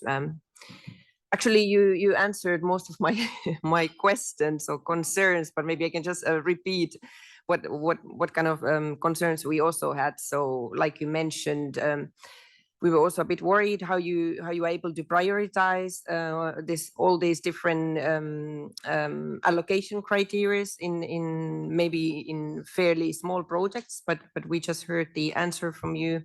And of course, for us also, these 3 portfolio targets are very important, what we agreed in Brazil, because we feel that this is actually the value addition of this whole fund for us donors is, of course, very important to be able to convey for our political decision makers how this fund is different to the GEF 8 biodiversity focal area. So it's very important that the allocation for LDCs and SITs will happen. And yeah, like you also replied, it might be good to have the time trigger, because of course we don't want that the money will be laying on the account for a very long time. So this might be also very, very important. And yeah, what Germany proposed, it might be useful to have regional projects to scale up the size of the projects. And also I can support what Australia said and what you also mentioned already in your answers, that like we discussed in Brazil, of course, one idea of this whole fund is to leverage other funding. And like you mentioned in the criteria 6, mobilization of private sector and philanthropic resources is very important. It was very good to hear that you have already reached out and there might be some more pledges coming. And that was actually one of my questions, like if you are really expecting like pledges to the fund, or is this additional funding coming via the projects? But you already answered this one. Yeah, so those notes we had. Thank you. Thank you very much. Let me go to Victoria, who is online from Austria. Victoria, you have the floor. Thank you, William. And first of all, thanks to all contributors to the GBFF so far, and also to the GEF Secretariat for all the work in making sure that we can set up this fund so quickly. A couple of comments on the document. First, on IFIs. So we welcome that 25% of the resources are to be programmed through IFIs. We think that this shall be seen as a minimum share rather than a ceiling. And we are also aware of recommendations that a group of IFIs that a GEF agency submitted with some very specific recommendations on the operationalization of the GBFF. So we would like to know from the GEF Secretariat how these recommendations have been taken into account in the current draft. Then on the IPLC portfolio level target, we strongly support this target for IPLC. Sorry, we still have some questions, sorry, about the monitoring and tracking of this target. So more specifically, that there's no agreed criteria to use to determine what population group can be considered as indigenous people or local community. So without this agreed criteria, we think it will be very difficult to interpret this target. And we understand from Claude that there is a document on how this IPLC engagement can be tracked. So we would appreciate if the GEF Secretariat can elaborate in writing on how it intends to monitor the target and submit it for further discussion to the Council. Apologies about my voice. Thank you. Thank you, Victoria. That came across very well. So next speaker is Dorothy from the Philanthropic and Conservation Organizations. You have the floor. Thank you. My name is Dorothy Maseke, and I represent the Nature Positive Initiative, which, as mentioned, has NGOs, philanthropic, business and finance coalitions, including the African Natural Capital Alliance. So first, we are happy to note the focus of the GBFF on the LDCs and seeds and IPLCs, and the aspect on nature positive biodiversity impacts. We note the approach to ensure access and inclusive resource allocation, and we want to applaud the Secretariat for these efforts. Our concerns are largely in terms of just more efficient processes for resource allocation and distribution. And so I'll start with the first one, which has been mentioned by quite a number of people and kind of partly answered. And this is on the 20% allocation goal to support actions by IPLCs. I think our comment there is just to have it more explicitly documented in the policy. The second aspect is more on the calculation. And in our opinion, if you look at the biodiversity index, we note that the weighting is reduced with an exponent of 0.8. And if you look at this, in our opinion, this results in a slightly less significant weighting than the delivery index. And for us, we feel that this is inconsistent with the second and third principles that are guiding the GBFF resource allocation, namely, the second one, which is to take into account the needs of the LDCs and seeds, and that noting that biodiversity is not evenly distributed. So we feel that in a way, this seems to punish states or countries with the least capacity to implement, but that generally have more biodiversity impact. And our understanding is the goal here is to urgently conserve, restore and manage biodiversity. And ideally it follows that the weighting on biodiversity would be higher. And so our suggestion is that instead of penalizing for ability to deliver, possibly consider the needs, the target scopes, financial assessments that countries would ideally provide in their NBSAPs as they achieve the GBF. Of course, we also had a concern on the GEF agencies who are to ensure delivery of LDCs and seeds. I think there are about 18 of them. And we feel that this may be too few at this point to ensure effective achievement of the targets that, are quite stretched. And our considered opinion is that, the facilitation of additional agencies and ideally more agencies that are more locally based and representative of IPLCs would be well received. We also note that the Global Benefits Index of Biodiversity was last updated in 2017, according to what was shared with us. And our concern is whether this index is still relevant, given it's around 6 years old, 6 to 7 years old. And our questions are with regards to any plans to update the index, considering new scientific evidences that may have come through over the years. And we also note that the scientific rationale for weighting used in this index has species diversity weighting very high compared to ecosystem diversity weighting. We also note terrestrial weighting is higher, is much higher, of course, compared to marine and freshwater weighting. And so our concern is to urge the Secretariat to recognize the role of marine and freshwaters still as key components of the CBD. I just have two last ones. Again, in terms of encouraging access by the private sector, we note the plans in place and the fact that, private sector is well recognized, philanthropy is well recognized.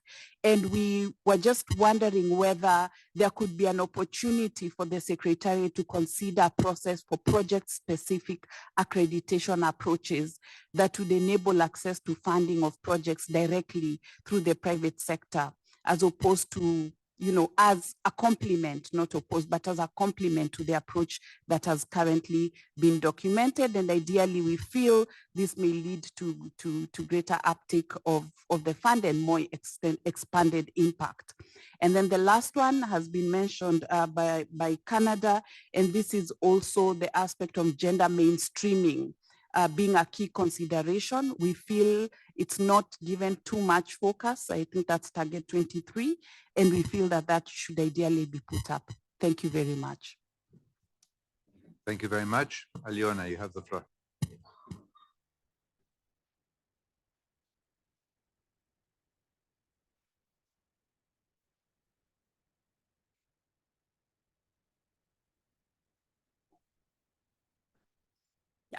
Yeah, thank you. Well, firstly, congratulations on the first council, and it's really welcoming here, all of us, to be pioneers and to open it. Yeah. First and second, I would like to say mulțumesc, which will be a bit different with what you've said, but it's the same meaning, which is thank you for Japan and Spain and Germany and all others, for your contributions. We would like to do the same, but, we are not in the same possibility. We hope that in future we will do it the same. Of course, as a lawyer, I'd like to say that a new rule always scares. It scares up until it is adjusted. And well, having this in mind, and as my previous colleagues mentioned, the allocation should be based on fundamental principles. This is transparency, competitivity, but representing the luckiest constituency, which is Albania, Bosnia, Herzegovina, North Macedonia, Moldova, Montenegro, we have the highest and the lowest ceiling is free. So taking this into account, of course, I think that we will get into another principle, which is called natural selection. And the countries I represent will struggle in competitivity and in application to this fund. Of course, we really hope, and I really support what Annette said, consortium, it's an issue, but believe me, I experienced what does it mean to apply, and to make a consortium, it's really hard. So we understand very well that the rules have been established. The rule established, are well known. but sometimes there are exceptions. So let's make the rules to be applicable. And I really thank you for that. And don't take it negative, take it really practical. Thank you. Thank you. Sione from the Pacific Islands, you have the floor. Thank you, Mr. Chairman. First of all, we'd like to thank all the countries that's been pledged to contribute to this very important fund. There is two issues that we would like to raise from the Pacific constituency in regard to this particular agenda. It is the first one. It seems possible that seats and LDCs may not submit projects in time for the first tranche. Could there be any option to have a specific call for LDCs and seats if there is a significant amount of money remaining? The second one is more like a intervention comment. Requirement for working with IFIS. Many countries are highly indebted. There is no appetite for taking additional debt.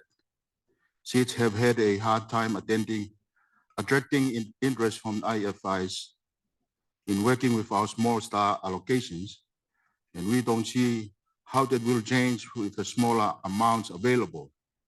The requirement for IFIs participation, therefore, could be a barrier for seats. Thank you very much, Chairman. Thank you. Laura Bermúdez, you have the floor. Muchas gracias, William.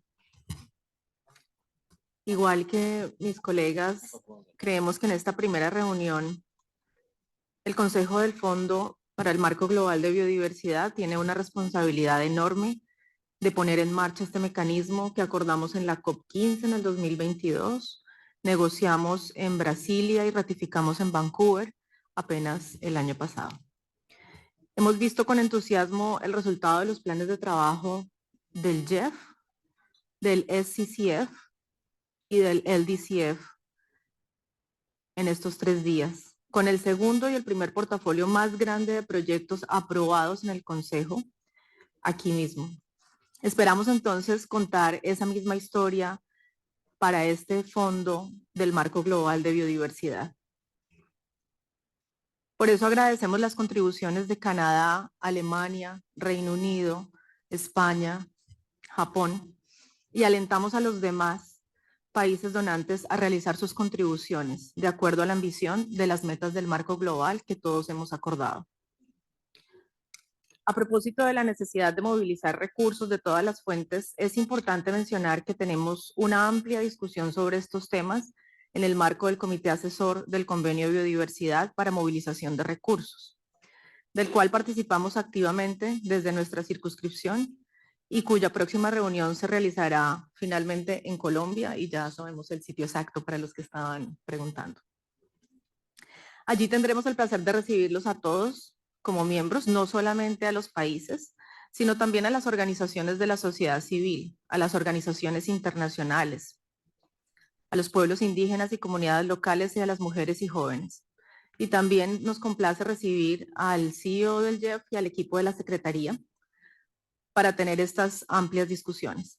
Esperamos tener una participación orgánica y activa en estas discusiones con miras a contribuir a esto que estamos discutiendo aquí y tener una mejor coordinación entre las diferentes acciones que suman al mismo objetivo, que es movilizar los recursos de todas las fuentes. Un poco más lento, Laura, por favor, para que te puedan seguir. Bajo el marco global, los países con especial importancia para la biodiversidad y las funciones y servicios de los ecosistemas tenemos una gran responsabilidad.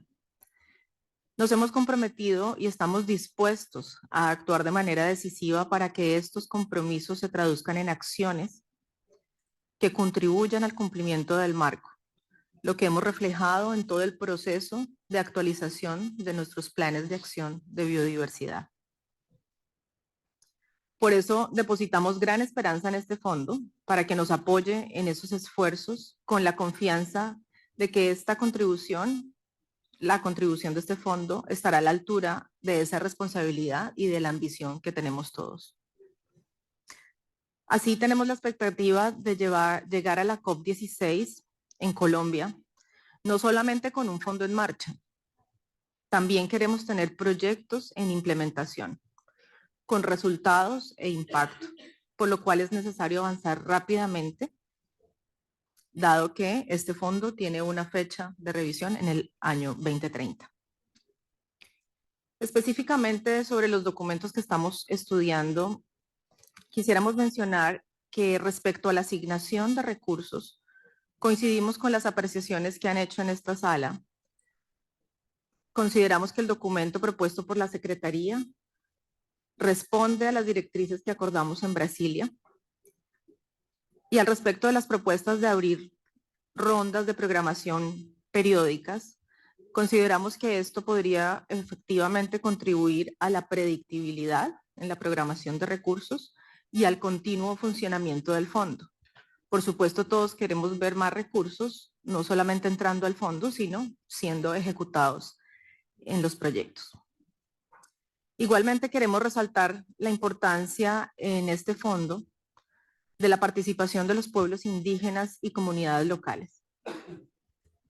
Para nuestra circunscripción es muy importante trabajar de manera mancomunada en la meta aspiracional de la inversión del 20% de los recursos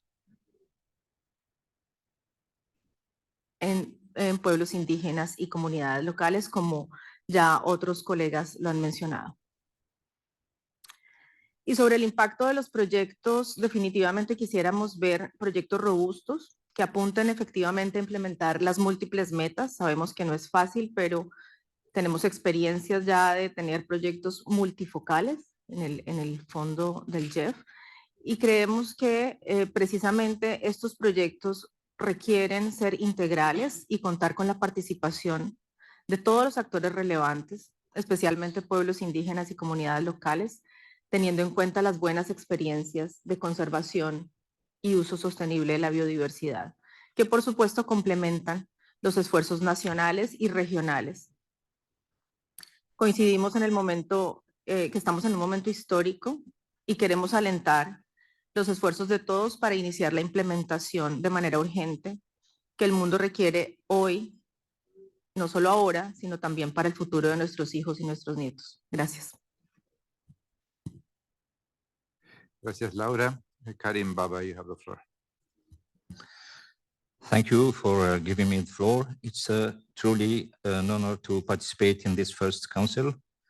And on behalf of our constituency, we would like to thank the first donor countries. Also, we reiterate our support and call for respect for all the decisions taken during the Brasilia Council. And we believe that at this stage, the downward readjustment of the tranches risks delaying the implementation and making the Biodiversity Fund operational. Without forgetting to say that linking the amount with the formula to the rates of the BD star amount risks leading to projects without low amounts and therefore without overall or global environmental benefits. And thank you.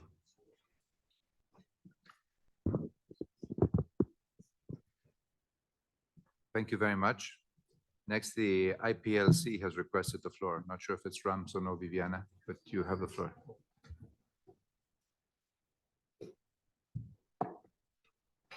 Thank you so much. On behalf of the International Indigenous Forum on Biodiversity, we thank you for this opportunity to speak on this important matter. IFB sincerely thanks and welcomes the Council for including the engagement and inclusion of Indigenous peoples and local communities in the project selection criteria, which is a good start to achieving the 20% aspiration target.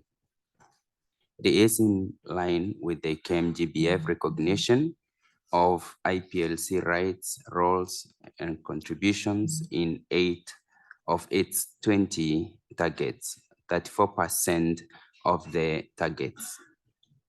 IFB highlights that this criteria should be central to the selection of projects. It is important to recognize that this will need to be evaluated on the project-by-project basis. IFB recalls that the achievement of the KMGBF targets, all projects at all levels should reflect IPLCs, not only 25% of specific projects. Engagement with the support to IPLCs means that IPLCs are partners and co-designers in the project rather than be beneficiaries, are decision-making rather than acting on their behalf, and projects are based on their priorities and collective rights. In this line, IFB calls for your attention to the IEO's evaluation of community-based approaches shared during this meeting, which highlighted the importance of community-based approaches and the changes and the challenges many GEF projects have had in this area and the need for continued guidance in this area. Thank you, Chair. Thank you very much. The representative of youth, you have the floor. Thank you. I'm speaking on behalf of the Global Youth Biodiversity Network. We welcome the GEF fast response to the CBD COP request to establish the Global Biodiversity Framework Fund, as well as the effort to include the participation of indigenous people, local communities, women, youth, and other right holders throughout the process. The influence of youth in catalyzing cultural, political, and social change globally is undeniable. Our proactive engagement and advocacy efforts have been instrumental in raising our awareness, shaping policy, and driving momentum toward transformative change. However, we are concerned that some GBF targets are being better addressed than others at the GBFF. In particular, we call attention to the lack of support for targets 22 and 23. While these lack are recognized at the GBFF program and directions, the proposed net allocation is insufficient to guarantee plans and actions focused on equitable, inclusive, effective, and gender and youth sensitive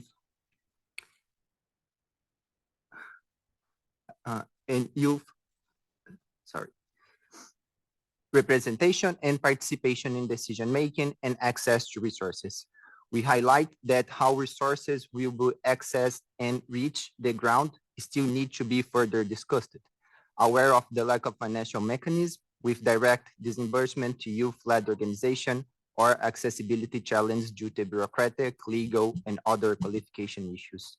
The fact that all the GBFF resources are allocated in a country-driven manner means that the youth accessibility challenge mentioned above should remain and be reinforced. To fully harness the youth potential and ensure realization of targets 22 and 23, it's imperative to provide robust financial support, enabling youth-led organizations' plans and actions from the global to local level. We therefore recommend the following: maintain the direct mention of involvement for and support to IPLC and include the mention of women and youth. Maintain the direct mention of allocation of 20% of IPLC and include a direct mention for allocation to be defined by the Council for women and youth, and ensure that the allocation of resources for IPLC, women and youth are made immediately and gradually, starting with the first program tranches, thereby responding to the COP guidelines related to adequacy, predictability, and timeline flow of funds. The above recommendations can be considered in their totality as well as individually, and we kindly ask for the Council to support them. Thank you. Thank you very much. Karen, you have the floor. Thank you. Sweden is happy to participate in the first council meeting of the GBFF, and we welcome the contributions from donors, including the latest contributions announced today, which will facilitate the early operationalization of the fund in advance of COP16. Also, a big thanks to the Secretariat for all work that you have and still are investing in developing the fund. This has gone very fast and you've been doing a great job. In general, we support the allocation policy, we think it's important to honor the commitments in line with decisions made in Brasilia last year. One thing that has been brought up by many is the issue of finding a balance between the financial capitalization threshold and possible time trigger. It's really critical for the reasons that Claude has just explained. Donors don't want their money to sit unused in an account for too long, that's a fact. But to have an effective fund that is useful for the recipients, you also don't want too small allocations to countries, obviously. So to find that, strike that balance is really important. And it's both important, but also quite difficult. I don't really have the answer to it, but I mean, it all boils down to the constant inflow of money. I mean, and where do you find the balance, strike the balance between the threshold and the time? That's where we have to land this. I'll stop there. Thank you. Thank you very much. Let's go to Italy. Gisela, you have the floor virtually. Thank you, Williams. I will keep my remarks very short. First, I would like to congratulate Japan and Spain for their contribution to the GBF, so joining the first donors, Canada, United Kingdom, and Germany. I would like to thank the Secretariat for the presentation, for the paper. We agree with the proposed allocation system, and in this regard, we were very supportive of the pragmatic French proposal to reduce to 200 million the programming tranches. And at the same time, we had some interest in the US proposal to consider a time trigger to enhance the predictability of resources. However, after listening carefully to Claude's explanation, we can go along with his proposal to keep the 200 million tranches with a time trigger. We understand the rationale, but we invite the Secretariat to be pragmatic and realistic. I think that at the end of the day, this is the way to deliver, to meet our target, our objective. The other point is I would like to make is that we would like to consider the 3 portfolio level targets agreed as targets to be met and not as aspirational targets. And in particular, we really would like to see the 25% of resources through IFIs, as well as the 20% for IPLC and the 36 plus 3% for the LDC and SIDS. And in this regard, we welcome that the percentage dedicated to these to LDC and SIDS will be ring-fenced. I conclude saying that we look forward to seeing the GBFF starting its operation soon. Thank you. Thank you very much, Gisela. Next, I give the floor to Ana Di Pangracio from the Women's CBD Corps. Thank you. I am Ana Di Pangracio from Fundación Ambiente y Recursos Naturales in Argentina. I am here with my colleague Ruth Spencer, a local community representative from Antigua and Barbuda. We represent the CBD Women's Caucus, a platform to advocate for women's human rights and gender equality in the CBD policy framework. First, we want to thank the GEF and the CBD Secretariat for their efforts and for the opportunity to participate as an observer in meetings of this GBF Fund Council. As stated in the GBFF programming directions, the GBF recognizes that its successful implementation will depend on ensuring gender equality and empowerment of women and girls and reducing inequalities. The CBD has made history, becoming the first environmental convention to have a stand-alone target on gender equality and a renovated gender plan of action. We would like to stress that unwavering collective action and cooperation that includes women and girls' specific knowledge and contributions is needed. Women are not beneficiaries, are key right holders, partners, and co-investors. It is imperative to address financial constraints faced by women's organizations, in particular indigenous, Afro-descendant, and local women's groups. Therefore, the GBF fund needs to be gender responsive, community-led, and context-bound. It has to support women's organizations to strengthen and amplify women's agencies to advocate for their rights and contribute to effective policy implementation. This includes women's meaningful engagement and participation, but also financial support. To make Target 23 a reality, the GBF fund needs to enable its full implementation, support the gender plan of action of the CBD as a mechanism for the realization of Target 23. We welcome pledges made so far and the 20% of the GBFF committed to IPLCs. We call this latter to be done in a gender responsive manner, ensuring indigenous and local women's access to funding. Indeed, gender equality is a transversal issue and should be addressed through how all projects are designed and implemented. But we also ask this Council for gender-specific projects among those supported by the GBF fund. Funding procurement mechanisms should be simplified, the application process is streamlined and tailored to grassroots women's realities. Lastly, we call for a precautionary approach to financing mechanisms such as blended finance, green bonds, and debt swaps within the GBFF. Private finance will always be inclined to focus on profitable activities, which are often less gender just, right-based, or biodiversity friendly. Governments should implement regulations to ensure private financial flows are aligned with and redirected towards the GBF, including its gender-related commitments. Promote financial inclusion strategies that enable women, especially those who do not own land, to have direct access to resources. Explore mechanisms such as microcredit, women's savings groups, and community-based financial institutions. And let's not forget about eliminating and repurposing harmful incentives and subsidies, redirecting the enormous amounts invested in them to biodiversity conservation, including the GBF fund. Let's not miss this historic opportunity of having a dedicated fund to support the implementation of the GBF and a standalone target on gender equality to avoid past partial and gender-blind implementation of global biodiversity commitments at all levels. Thank you.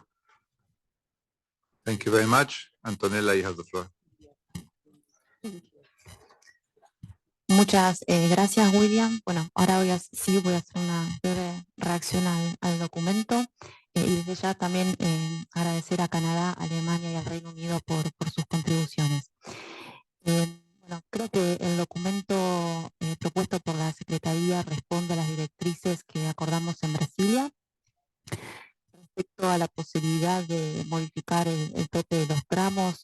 Estamos de acuerdo o incluso somos flexibles, lo que funcione para poder comenzar a operacionalizar este fondo lo apoyamos. Tengo una consulta concreta para la Secretaría, una pregunta y es la siguiente. Con el nivel actual de desembolsos que tenemos, ¿se podría lanzar la primera ronda de proyectos dado que las contribuciones alcanzan 219.2 millones? Gracias. Thank you very much. Somali, you have the floor. Thank you, Sir William. I am speaking on behalf of the East Asia constituency representative of Cambodia, Vietnam, Laos, PDO, Thailand, Malaysia, Myanmar, and Korea PDO. We would like to join our previous speaker in expressing our gratitude to Spain and Japan for their recent pledge to the GBFF. And we also extend our appreciation to the countries that have already contributed to the fund. As many of us are aware, there are only 8 months remaining until the COP16. Therefore, ensuring adequate funding for the implementation of the program of work of the GBF is of crucial importance. With this in mind, we would like to urge donors who have not yet made their contribution to the fund to do so without delay.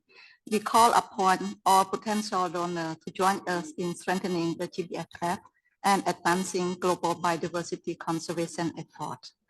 We also express our appreciation to the Secretariat and their effort for the formulating the policy on allocation of resource for the GBFF based on what we have agreed upon in the Brazil Council meeting. We welcome its comprehensive nature. While we take note of the complexity of the policy, particularly regarding the allocation system, selection round, and operationalization of the fund allocation, we suggest that the Secretariat arrange a capacity building program to support recipient countries, especially the developing and less developing countries, if needed. This capacity building or training program shall be conducted as soon as possible upon the adoption of the policy and stimulus with the accounting of the first programming tranche. By providing this support, we ensure that all recipient countries are equally equipped to access funding promptly and transparency. Thank you. Thank you very much. That ends the list of speakers. So back to you. Thank you very much, and thanks everybody for more excellent comments and a lot of support. And thanks to our observers who for the first time are participating in a council meeting here. For all of us, actually, it's the first time on GBFF, but I'm not going to answer a lot of the questions that were answered previously, but Austria asked a little bit more detail about the MDB target, the 25% target. And without revisiting history, we had proposed several mechanisms during the negotiations up to June to help us enforce or provide incentives to MDBs. In the end, that did not materialize, but we are still committed to work very hard to achieve that 25% engagement with MDBs. We have had numerous consultations and will continue to have consultations to listen to MDBs to make sure that we can engage with them, that they can engage with countries and find ways to really bring them to the table in a more important way.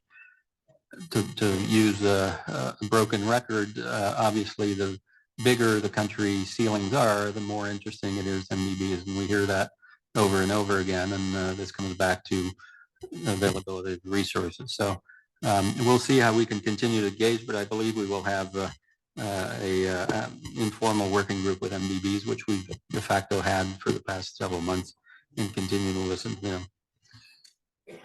On IPLCs, I'm happy to also bring back a paper. I don't think it'll be a complicated or long paper, but bring back a paper on the exact methodology that we're going to be using for monitoring. We will have to report if we do have a work program in June on that particular target, and so I'm happy to have a paper that will accompany the work program in June.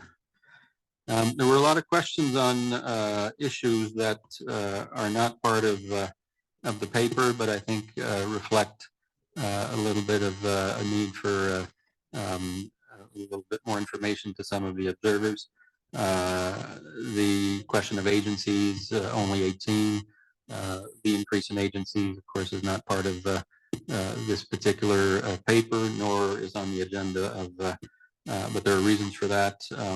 In terms of the BD Star, again, and I'd be happy to sit down with these observers to give a little bit more background, but the BD Star is updated as needed during negotiations, but it also relies on the availability of global data that we can compare in every single country. And so there has to be obviously that quality and availability of global data, and it is not produced by the GEF. We enter in partnerships with science and academic institutions to provide that, and we will update that as new data comes around.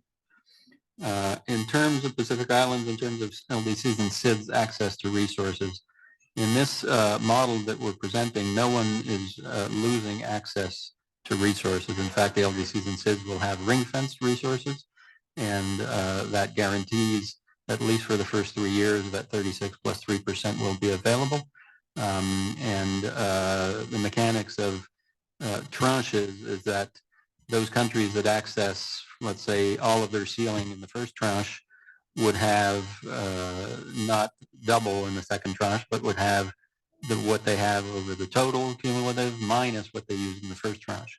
And so countries that don't access the first tranche would have access to a larger real ceiling in tranche 2 because they didn't use any money.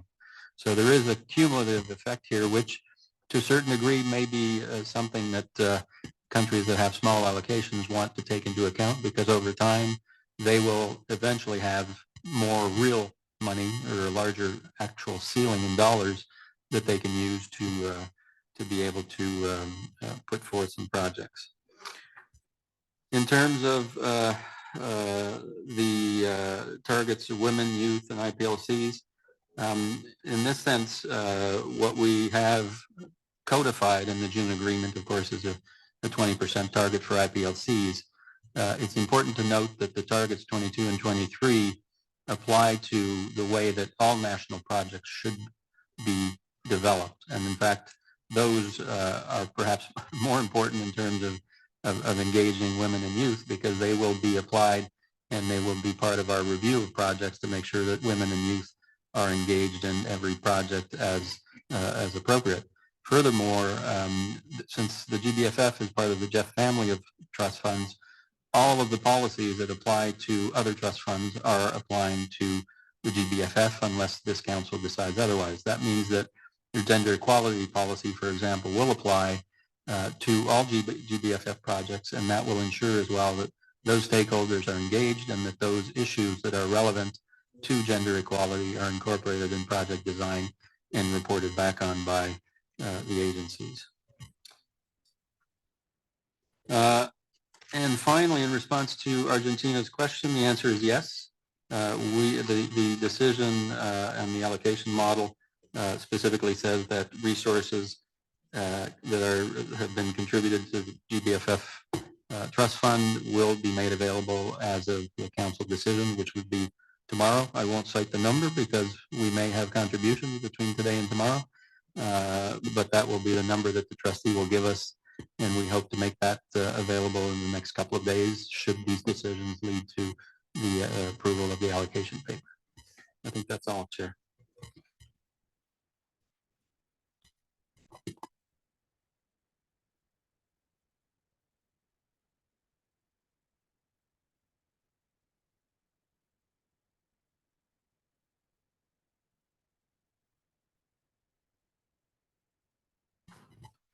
Thanks, Claude. Thanks, council members.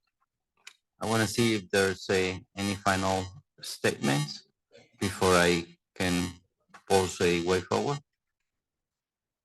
So, Claude, can you help us explaining what will be precisely what you want to highlight with regards to the draft text decision? So the text decision would not change. What we will change is to include in paragraph 8 of the policy, and I'll read what is there now. Subsequent to the first tranche, a new programming tranche is opened every time an additional 250 million has been contributed to the GBFF, comma, or since the prior tranche was opened, whichever comes first.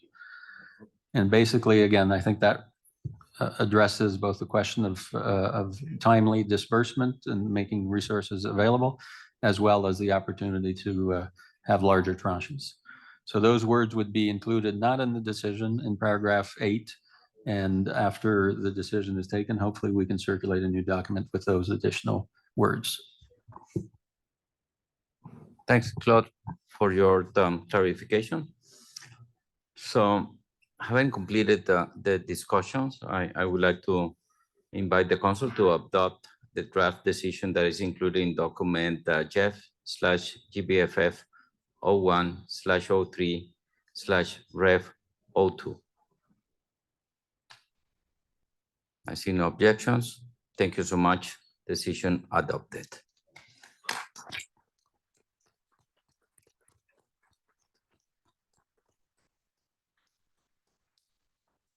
With this, we conclude the session for today. Thank you so much for your participation in the 35th LDCF SCCF and in our first GBFF Council meeting. I congratulate you all for your decisions of today. Thank you. We'll see you all tomorrow at the same time. Have a good night.